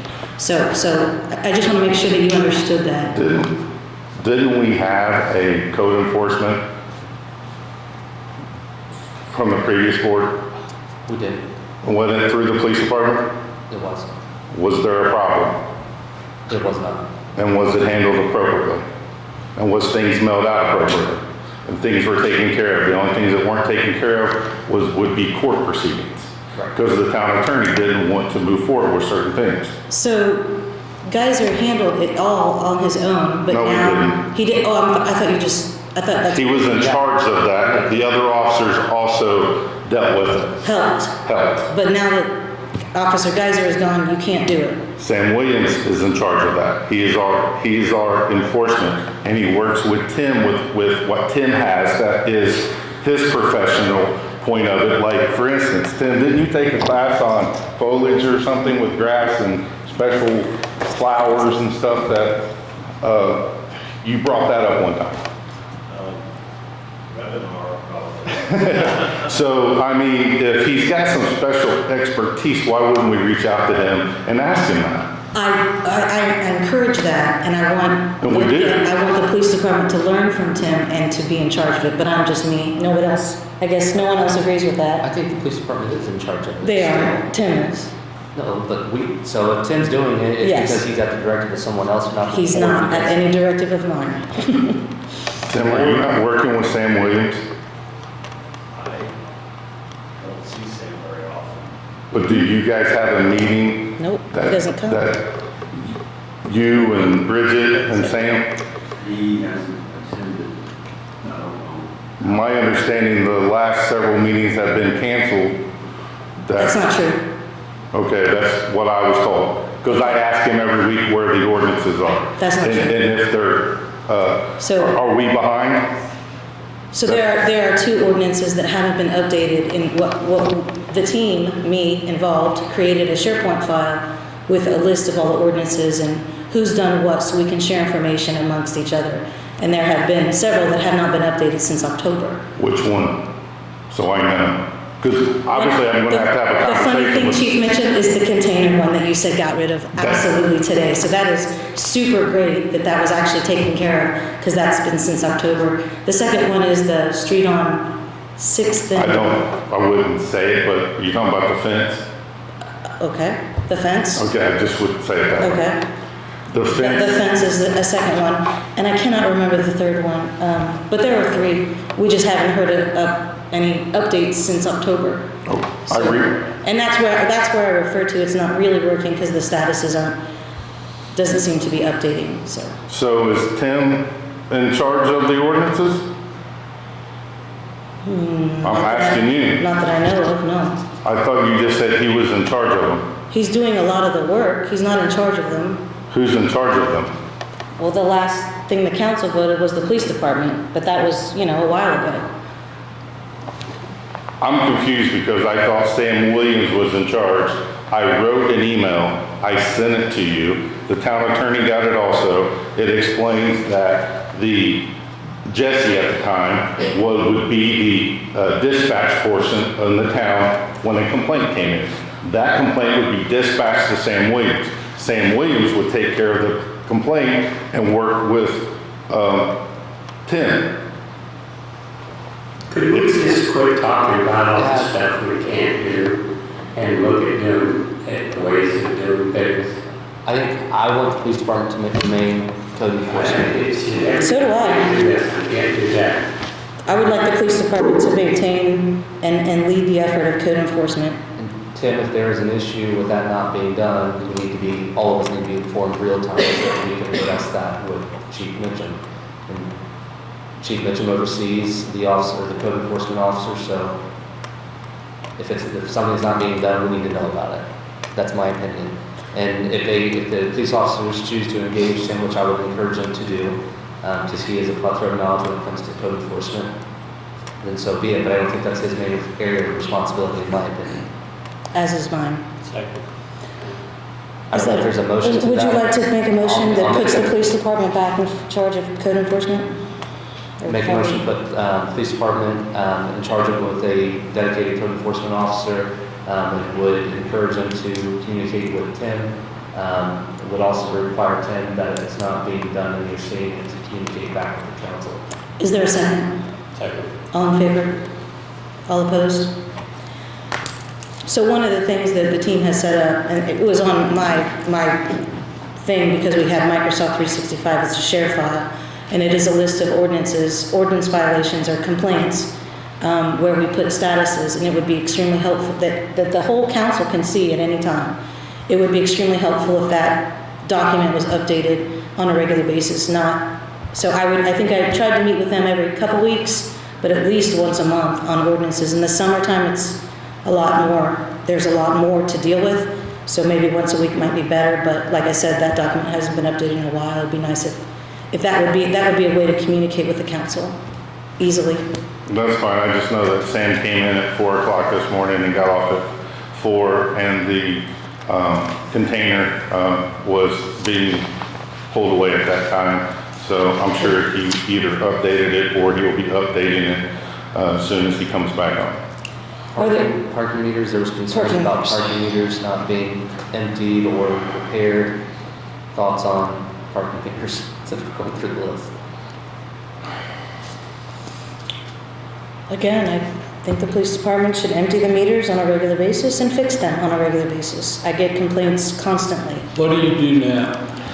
We empty the meters once a month, unless it's a bad weather or something that had occurred, but most of the time, the meters get emptied once a month, and then with jams, we fix those as we go around, or if we get complaints of some of the meters, then we'll go and fix those. This year we had a large amount of them go down with batteries.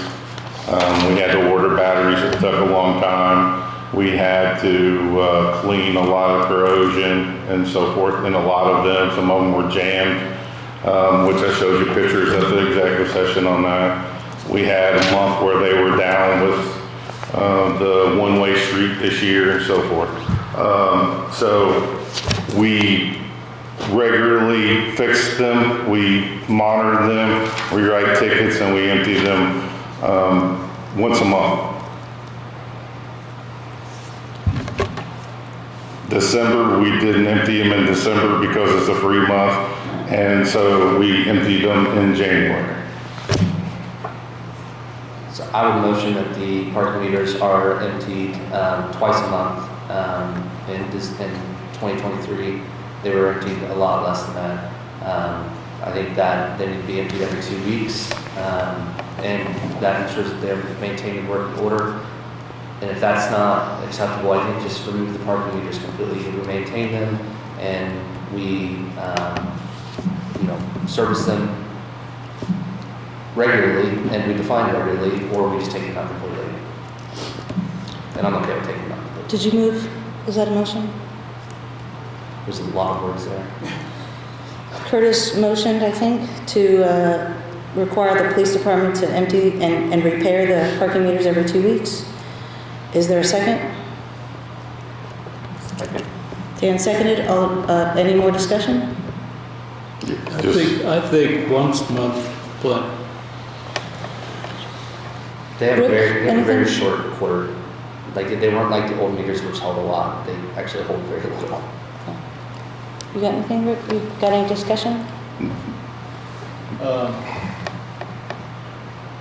Are the officers trained to work on them? We're all Or is learning. that something that is just, No one's trained on these meters, no, nothing. We're just doing it by feel, thinking that we could fix what's going on, cleaning them, changing batteries. Normally you get about 3 weeks out of the money in the meters. So that's why we empty them once a month, because you normally get that 3-week period, the sweet spot, and then we would empty them again. So normally, once every 4 weeks it works. Emptying them every 2 weeks if it's what the board wants, that's just a lot of work, but we'll do whatever this board wants to do. I think once a month works, but do you have the resources to do it every 2 weeks? I'll make it happen. I'm okay with the street department services. I mean, I think that they install them anyways. I'm okay if they service them. I think that if you're carrying money on behalf of town, I think that it should be them collecting it versus the street department. Curtis made a motion for the police department to empty and repair with assistance from the street department. Is that? Yes. The parking meters every 2 weeks. Dan seconded. All in favor? All opposed? Motion passed 4-1. On parking meters, I would like the board to consider to remove parking meters from behind on Court Street, on the parking lot, off of 6th Street. I believe we've already removed the ones off of 4th Street when we did the paving and the sidewalks right there where the China house is. I think that any of the side streets, we've taken them out of the old Rosenberger's lots, we've taken them off the 7th Street side, but we've kept them on the Court Street side, and it causes issues with the courts, the clerks, the sheriff's department, the people back there. And we did not put them in Valley House, so So I think if we didn't put them in Valley House, but we're keeping them on the court side of it, I don't think that's fair, for lack of a better word, I guess. So what do you say? So you said Keep them Court on Main Street. Street. If we're gonna Just keep them Main Street? Main Street only, any of the ones that's off Main Street, remove them. I'm okay with that. I'm okay with that. Where's, did you say, you just said The Court, si- just the Court six- Street? Court Street and Sixth Street lots by the coffee shop, by Dollar Oh, General. our It's- parking lot. Right, it's our parking lot. Oh, We either in. Sixth Street Municipal Lot. I'd like to see a big sign that says free parking in those spaces to encourage people to stop and visit our business owners. Hey, Curtis, are you just saying, or keep them just on Main Street? On Main Street. And all the side streets, take them out? Any of the side streets, take them out, Main Street only. Would you mind tabling that for just until the next meeting? Because I'm not ready to vote on removing. I second. I'm good with it. Could I finish? Would you mind tabling it so that we can, I just personally would just like to ask a few more questions about this. Because I would like to talk to Rocky first. I would like to talk about how we're going to do it or what the implications are. Do you mind tabling it just for I mean, we've taken 2 them out before, weeks? so I know what the implications are, and I'm not gonna change my mind 2 weeks from now. I know, but it would just allow me to do a little bit more research because that's just how I do things. Would you mind? No, I'm gonna keep it on it, sorry. I moved, and John seconds, I'll call the vote. Yep. Sorry. So are you saying the ones behind the courthouse? Yeah. Against the buildings? By Pioneer. So you don't think we should talk to the people in the courthouse or the Courthouse county has or? requested the council take this out, I mean, a dozen times since I've been on, and we've always just, oh, we just bought them. Well, now they're going out, we're replacing them, so I think it's a great time. Like, if you're spending money on batteries instead of paying the batteries, just. You're gonna solve a lot of problems if you go that route. It'll be a lot easier. Is there any way that? Sheriff's Department. Yes. It's the court's complaining to us. Is there any way that we can hear from Rocky first or? I mean, I think Rocky will say he'll do whatever the board wants, like you. Well, I know that. All in favor of removing I don't know how many we're talking about, but I guess every single parking meter on Court Street and in the 6th Street municipal lot. I have no idea. Leaving parking meters on Main Street only. Correct. Yes. And how do you want these removed? Do you want these just sawed off? That's what they did before. So saw them off. Okay. All in favor? All opposed? Motion carried 4-1.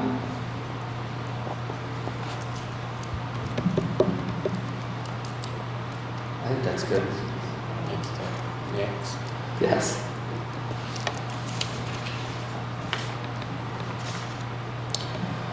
Next topic is the golf course chemical spray coats. The one big topic that we haven't got to is the monthly report. How do you guys want the monthly report? So I have some type of guidance. We need to have a point of contact for him. If we have any problems, if he has any problems, I believe we have to have one council person go and speak with him. I disagree, John. I think that we're all council members and we all need to hear from them. Just like we do I all of our would other appoint departments. Rick to be our point of contact. I don't think that that's fair to the other council members to include me. We'll vote on it and find out. John, that's not fair. I'm a duly elected person too. I deserve to know what's going on in the police department, don't I? If Rick wants to tell you, John, that's not how government should work on a If Terry wants council. to tell you, that's fine. It's not how it should work on a council of 5. We should Well, all know. There's a lot of stuff In to normal circumstances with department heads, I would agree with you, Bridget, but in this particular case, we had 3-hour-long session about certain people who cannot work together, and I think that we have to address that. I mean, I don't think it's fair that you characterize it like that, Curtis, because Rick asked you directly, do you work with Terry? You said no. Exactly. So how are we going to appoint you in particular? I'm okay with any I would of them. appreciate it if that you guys did not reveal what happened in the executive session to try to make me go. We just had an hour-long conversation about things that just occurred in the executive session. And But I'm not allowed to say why I can't work with Terry Mitchum. No. You're allowed, I mean, you're a board member. You can We say go that. in executive session, you can, but no, not. But you can attack me in public, but I can't He defend hasn't myself. attacked you. I'm talking about you guys telling the public that I have a problem with Terry Mitchum and it's a personality conflict. I think I think it's anybody that's inappropriate. been at a meeting or watched this I think can it's- figure that one out. I think it's I don't think inappropriate. that's a state secret.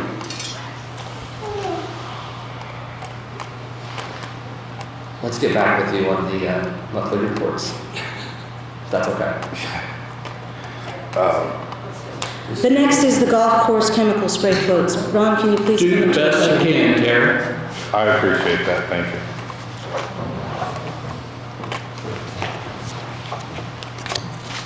Okay, you all should have in front of you from Birdseye and Moster Turf, a couple chemical quotes that I acquired. Obviously, one is so much higher than the other. They're giving me 4 additional sprays, and that's the difference. When you look at the Birdseye, What do you want? well, both Charlie and I agree that Moster is 10 minutes from the golf course. Yeah. And you got a trip charge involved versus 30 minutes, so that adds another hour of payroll for one. And they worked with us last year. They did about 3 or 4 sprays for us. And I met with them personally up at the clubhouse 2 weeks ago. And they did a really nice job last year. And they worked really well with Charlie, and they're easy to work with, and they did a good job. So that's all I really had to go with. You want Monster? That's the one that I would prefer, and that's, I think, what Charlie said, the same thing. I make a motion to use Monster. I second. John made a motion to approve the Monster quote for $15,000 for the season. For the whole season, yeah. The So whole season. November, from April to November on one part of it, and June, July, August, they'll do the fairways, and we'll stretch that. And this is them using their sprayer. They're using their equipment, And yeah. they're using their sprayer because, Because our sprayer is down. Charlie's gonna continue to try and look for parts for it. There's a couple parts that are obsolete. Charlie talked to me again yesterday, I spoke to him, and he said that he's gonna continue to try to find parts for our sprayer that we currently own. all in favor? All opposed? Motion carried.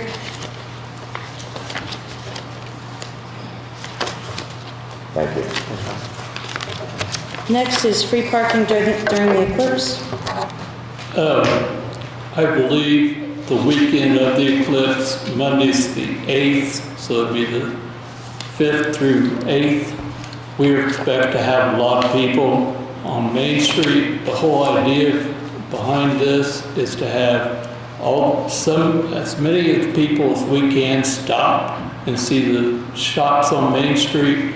And also Main Street Inc. is having a festival on Monday to go along with the eclipse. So I think we should have free parking during that weekend. Do you have the budget that we talked about last meeting? You said you were going to bring a budget to us for the eclipse. We're meeting with the redevelopment, and I will try to get it. We've got Rumkey, and we've got to talk about overtime, so we'll get it done by April 8th. So are you going to submit a budget to this town, or is redevelopment going to handle it? Redevelopment gets some, and town gets some. What do you mean, get some? Like Pays for some. Oh, so the town council, you're going to ask the town to pay for something in the eclipse? Yes. Okay. So you'll bring that at the next meeting? Try. At a meeting between now and April 8th, I will promise. Okay. I'll second that if that was a motion. That was the motion. And that's all, just Monday, or Friday, Saturday, Sunday, or what are the Friday, days? Saturday, Sunday, Monday. Okay. John made a motion to give free parking Friday, Saturday, Sunday, and Monday throughout the town of Brookville. April 8th, that means, what's that? April 8th, 7, 6. April 5th to the 8th. Curtis seconded. All in favor? All opposed? I was in favor, He was in favor. Oh, 5-0, sorry. Next is the Schilling Center rental rates. So I think this is on here from, what, aren't we supposed to be signing the contract? I thought you guys were talking about the rates first. I thought. Okay, sorry, yes. I didn't bring the.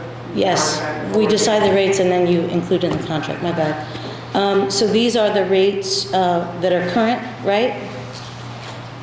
Yes, I think so. These are the current rates. So I think there was a discussion of, do we want to keep these rates or do we want to decrease them, or what do we want to do with these rates?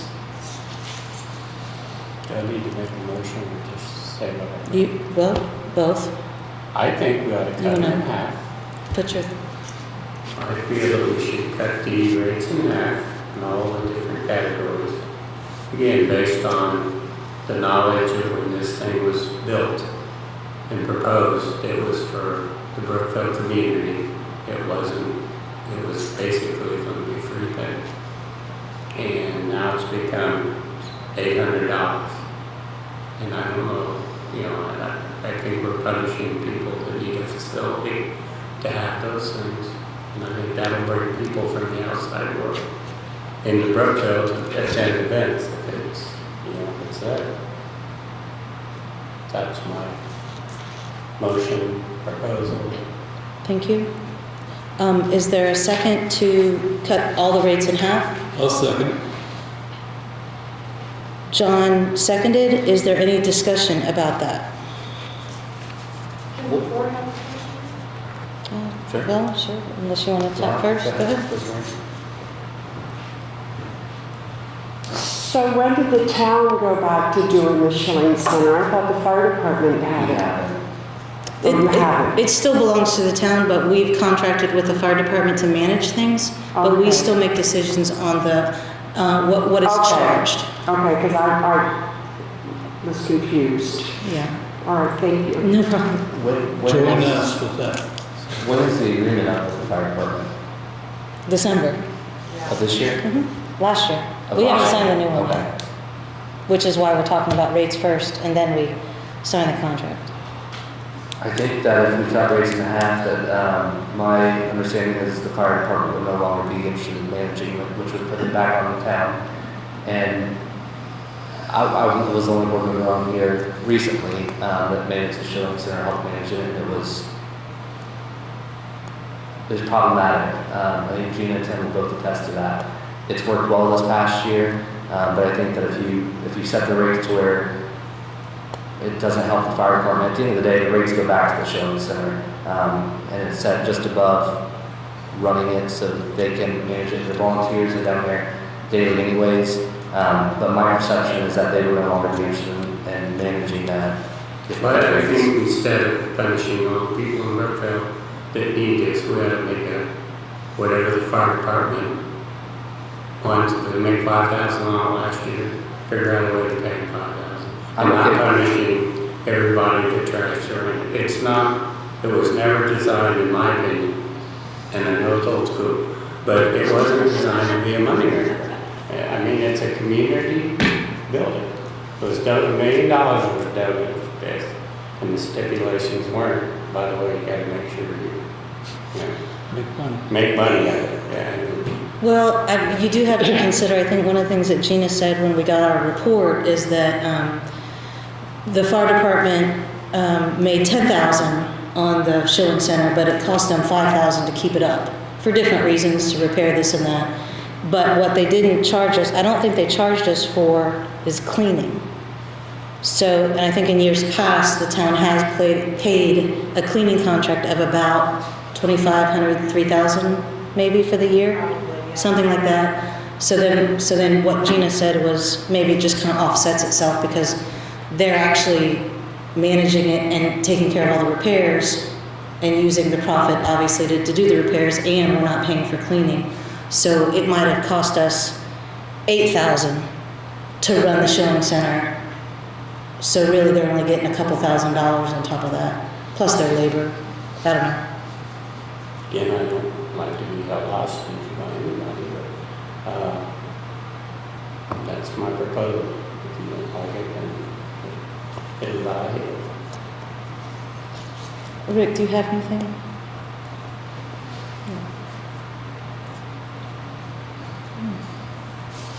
I mean, I want it to just be like the pool and the golf course, which is not a moneymaker. Everybody gets zero at the end. Just not sure how that. Would you consider tabling it until we can talk to Mark and maybe we can come up with some kind of compromise with him to say, hey, these rates are too high. Would you still manage it if we cut the rates at this much? Maybe they don't make as much.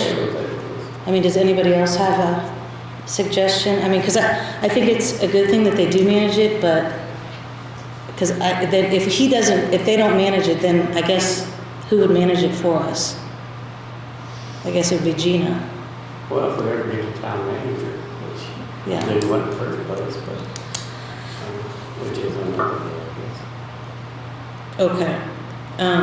So you'll remove your motion? Yes. I'll Okay. take it away, tell them. Then maybe you and I can sit down with Mark and maybe figure out some kind of compromise? He's already called me home, so he's. Well, maybe we can get together and sit down. That guy, so, yeah. Okay. Thank you. Many people know that. Yes, a lot. Okay, next is the garage lift. So Rocky has picked out, his budget was approved for a garage lift, and he has one that he has picked out, is within the budget. I just want council's approval. It is over the limit. For what he wanted, the total with shipping is $20,669. I think he was pre-approved for $25,000. So, with council's permission, I go ahead and order this and complete the purchase. Motion to approve. And this is like movable, one of those movable ones, right? This is not like an install? You don't know? It's installed. I'm sorry, I can't hear you. It's installed. He's going to install this? And it is big. I mean, it can lift, I think, 30,000 pounds. This is gonna lift everything but the backhoe, but he said he doesn't need it for the backhoe because they can work on it the way it is. Oh, I thought he said he wanted a movable, or I don't know what to call it. No. I thought it was the lift. No, it's Okay. a fixed four-post So is this, lift, and it has attachments on it to where you can, say, jack up this wheel to change a tire or whatever. is this, I looked at the paperwork today, and it to me, it looked good. is this installed, or do we have to pay to install it?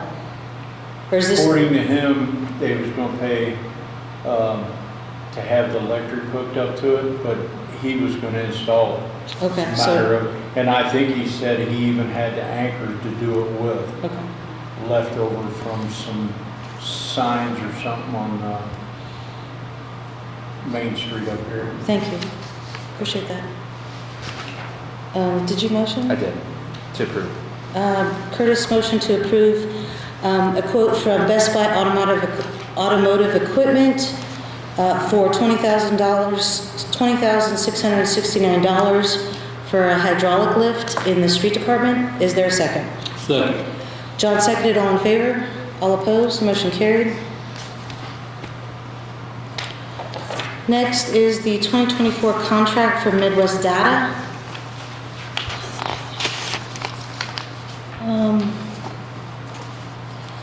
This is, Gina, do you know if this changed from last year? No, I think the amount, the original maintenance amount is still the same. Okay, which is $1,166.25 per year. Correct. And then it's $109 per hour for on-site support and $99 an hour for in-house support. No change from last year, I guess. This is from March 1st, 2024 until February 28th, 2025. I make a motion to approve. John made a motion to approve the MDA contract. Is there a second? Second. Dan seconded. All in favor? All opposed? Motion carried.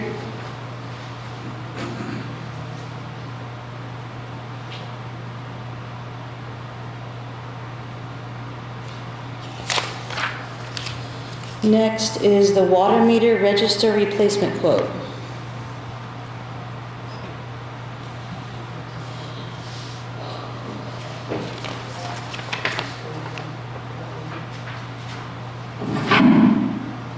I'm trying here. This quote is for 50 registers. Currently, we have 33 meters that are dead or something's happened to them.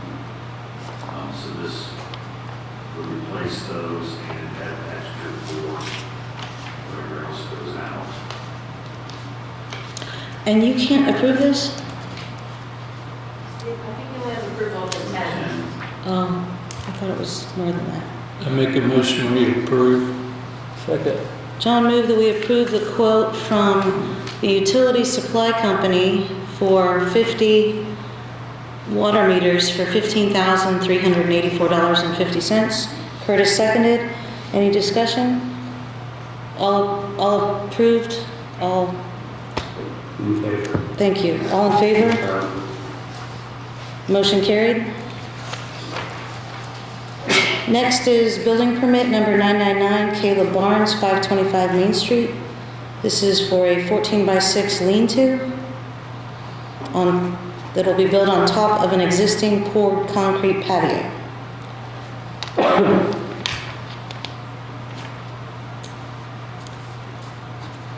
And I guess, Everything's okay, Yep. setbacks, everything. Checked it out, the site, it's okay. is there a motion to approve the Caleb Barnes? Make that motion. John moved to approve the Caleb Barnes application number 999. Is there a second? Second. Dan seconded. All in favor? All opposed? Motion carried. So this will be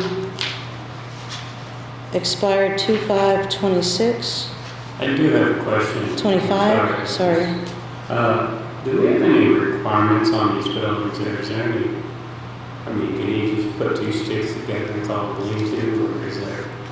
He has to get it approved through the county, and the county will inspect it, and they have a lot more requirements what we do with it. Ours is just a $2 permit, that's all it is. Next is ordinance number 2024-2, the Franklin County Zoning Code Amendment. So this is an ordinance. So do we have to suspend the rules in order to sign this today? Andy?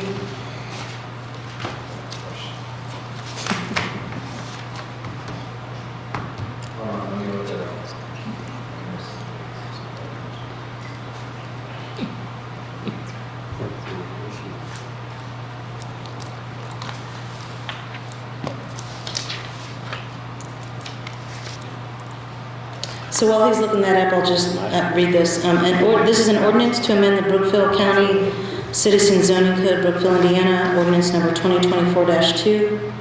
This is our ordinance number? 2024-2? Okay. This is basically, this change will allow the Franklin County Zoning Code to be in line with the requirements for septic tanks at the state level. The state Senate Bill 414 and House Bill 1402 changed the requirements so that the state only requires one septic site per parcel, and the bill states that we cannot have local ordinances that are more strict than those at the state level for septic requirements, because our code in Franklin County required 2 septic fields, and now only 1 is required. So the county code has been updated to only indicate 1 septic field is required throughout this entire document. Yeah, the septic stuff's kind of like the Wild West right now. I don't think anybody's more stringent requirements have been approved by the technical review panel that the state set up yet.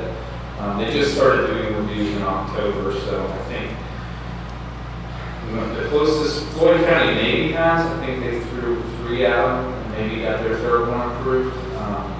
But requiring a secondary site is not abnormal. I mean, I worked night surveying in college, and we always laid out the primary site and secondary site. So, but, yeah, starting July 1, you can't have anything in your county books that's more stringent than what the state requirements are. It doesn't really impact Brookville at all because we have sewer, so none of our parcels in town would apply to this. Say that again. All the parcels within the town limits are connected to sewer, have access to it, so this doesn't apply to us, in my opinion, because it's septic. We don't have septic. To answer Bridget's question, yes, we would need to suspend the rules to adopt this. So towns, councils can't approve ordinances.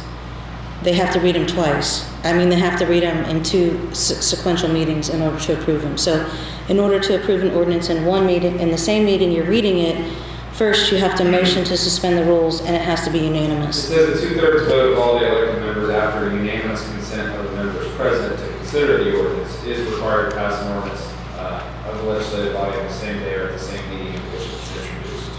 So if everybody here is unanimously in favor of considering it tonight, that would be, and that's your motion to suspend the rules. I make a motion to suspend the rules. Is there a second? Second. John made a motion to suspend the rules. Dan seconded. All in favor? All opposed? That was a unanimous vote. So now we can vote on this ordinance to pass it. Is there a motion to Make that approve? motion. John made a motion to approve ordinance 2024-2. Is there a second? I'll second. Curtis seconded. All in favor? All opposed? Motion carried. This requires everyone to sign.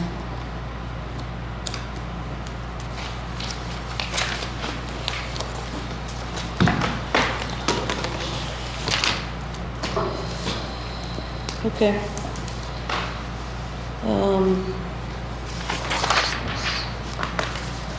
So I just want to announce that hole 11 is moving along swiftly. We expect the bids to come back on February 13th, and I think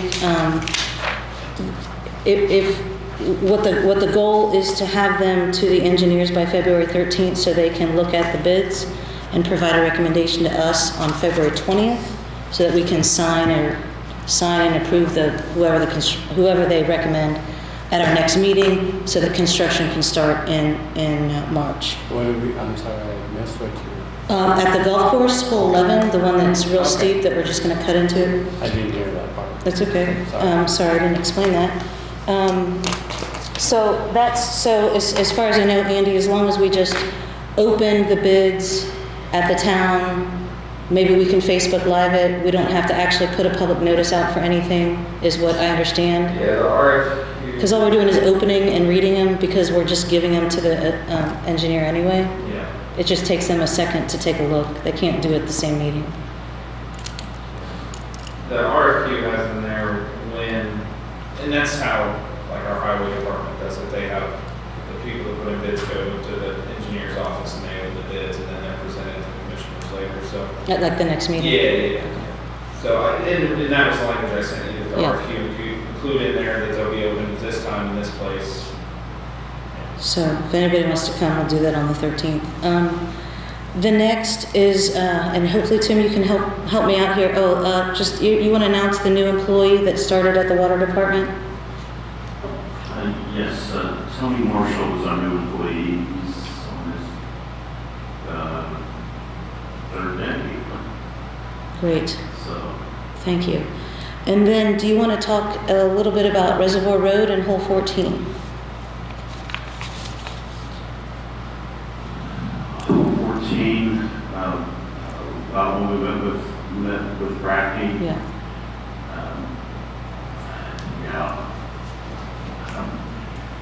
Bracky has an emergency proposal, I guess you would say, to keep the dam from completely washing away. He hasn't, I don't think he's sent anything yet. Did he have a figure? 80. I'm sorry, nothing. I said nothing. Yes, he's supposed to be proposing some kind of plan to keep this dam from washing away. If we get another big rain, I think the whole dam is going to go. So I'm not sure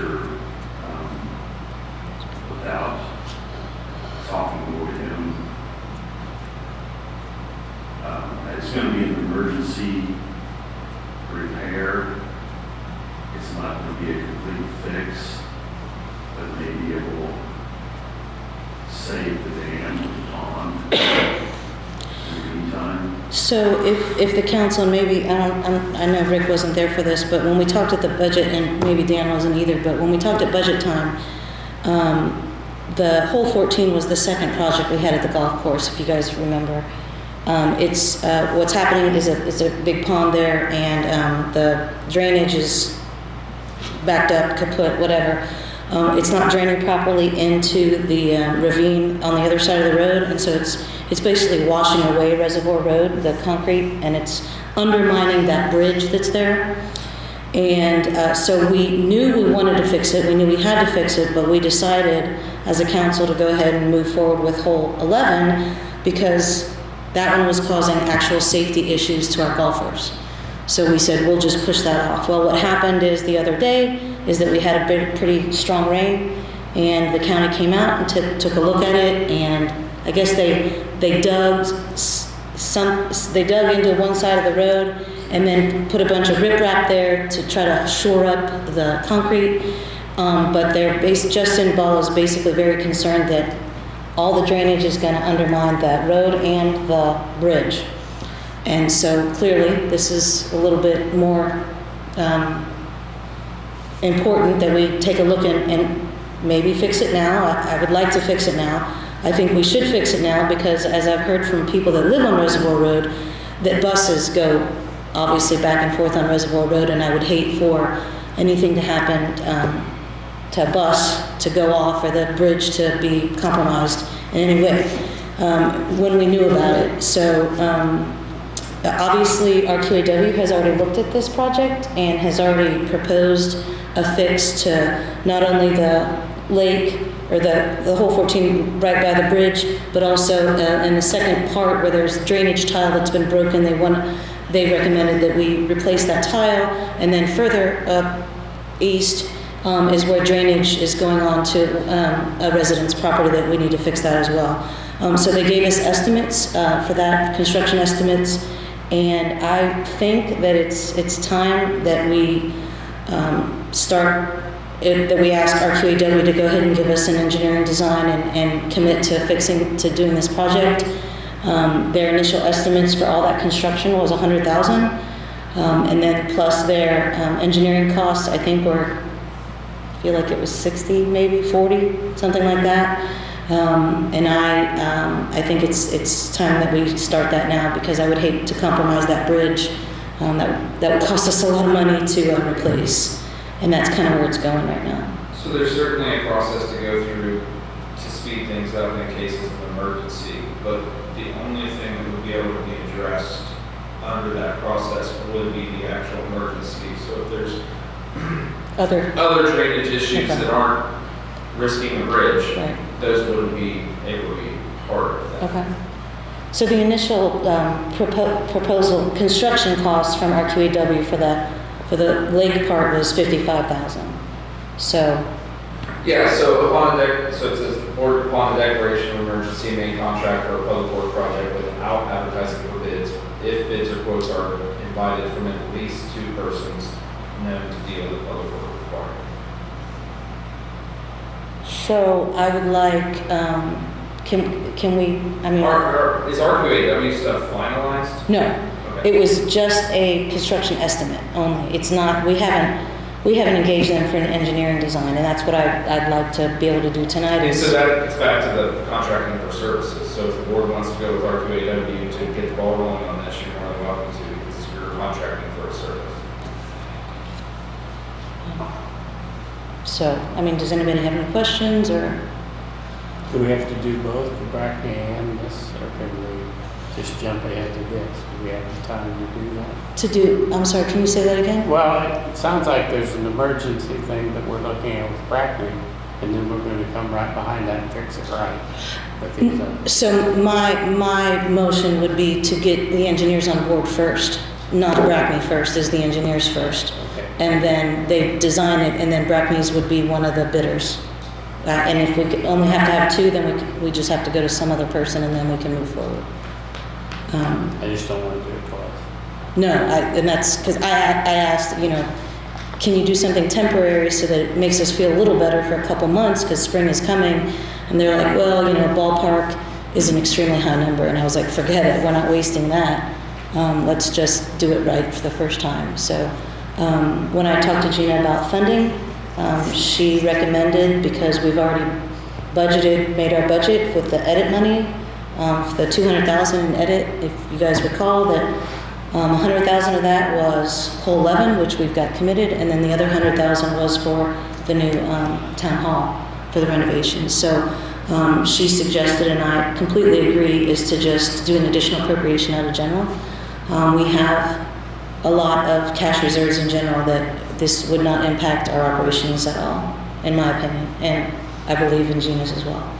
So I'd just like, if no one has any questions, I just move that we engage our QAW immediately to do the engineering design with the intent of fixing just that phase 3 project, which is the lake. I second. All in favor? All opposed? Motion carried. Thank you. And last but not least, the Ratio Architect, who are the architects for the Preserving Main Street grant, is working with Main Street Brookville to submit a proposal for a study for the Preserving Historic Places conference in October to talk about preserving Main Street, our grant here, and all the different buildings that they're using. So once they submit that, I'll pass that on to you guys, but they decided to do that today. And they'll be the presenters, so no one here will have to present anything unless you guys want to go. I'm sure we can put you on a list. That's all I have. Besides, we didn't get a couple monthly reports today, and I'd like those, just wanted to mention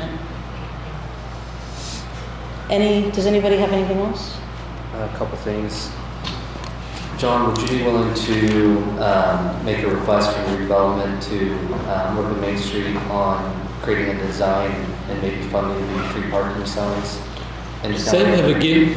Would redevelopment be open to funding the free parking signs along Main Street for the town-owned lots? Oh, I would think so. Okay.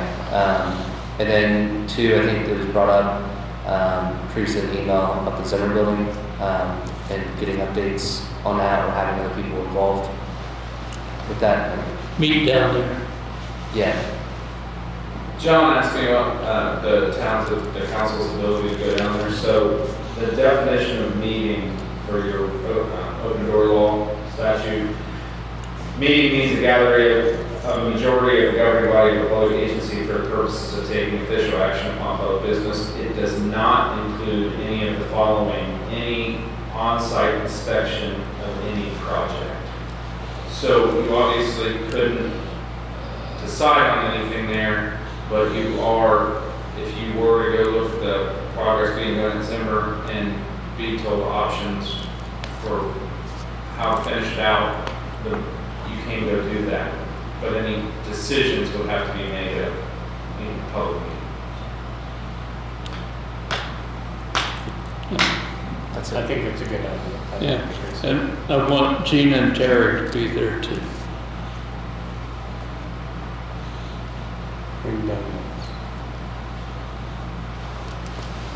What else? That's it for me. That's enough for tonight. I got one thing, or a couple things. Can I advertise for the positions that are available in the paper now? And Facebook and so forth? Yeah. Get her done. Okay. The other thing is, Can we please take a vote? I motion that we allow them to advertise for the open positions. John, we have taken a vote for every Second. vacancy in this, since we've started. All in favor? Curtis made a motion to approve Chief Mitchum advertising for the 2 open police department positions. Is there a second? John did. John seconded? Yeah. All in favor? All opposed? Motion carried. and then the other thing is there any way that I could get in writing everything that you guys had talked today so I understood everything? It'll be in the minutes. The official minutes. Okay. Bridget, can I ask, and you don't have to answer, but why are you opposed to hiring a policeman? Oh, yes, you can ask, but I don't have to answer, right, John? That's right. Any other issues to come before the board? I see none. I'll entertain oh, he said two? He said two. Well, Okay, three. Go ahead. I'm just trying to get clarification. So, and I understand driving my car back and forth to work, but if I'm at home and I come into the town to go to the police department, is that okay? If I'm not 1041? Because a lot of times I'll just drive into the police department, talk to the guys that are on to see what's going on without going 1041 and just talk to them. Is that part of your duties? It has always been with me, but I just didn't want to get in trouble so. As long as it's just when you're on duty. On duty. I don't go 1041 when I drive in to go talk to them. I understand, but like drive in and then, you know, go out to eat. That would not be on duty. I'm talking about if I drive my car in the city limits where I police, I have my car. And then back home? And I just come back home. Sure. Without going 1041 because that's just something that I do all the time. You guys have no problem with that. Something happens, I can act because I'm in my car. Outside of your regular duty hours, sure. What? Okay. It's clear as mud. There's no other issues come before the board. I will entertain a motion to adjourn. Motion. Second. John made a motion to adjourn. Curtis second. All in favor? All opposed? Motion carried.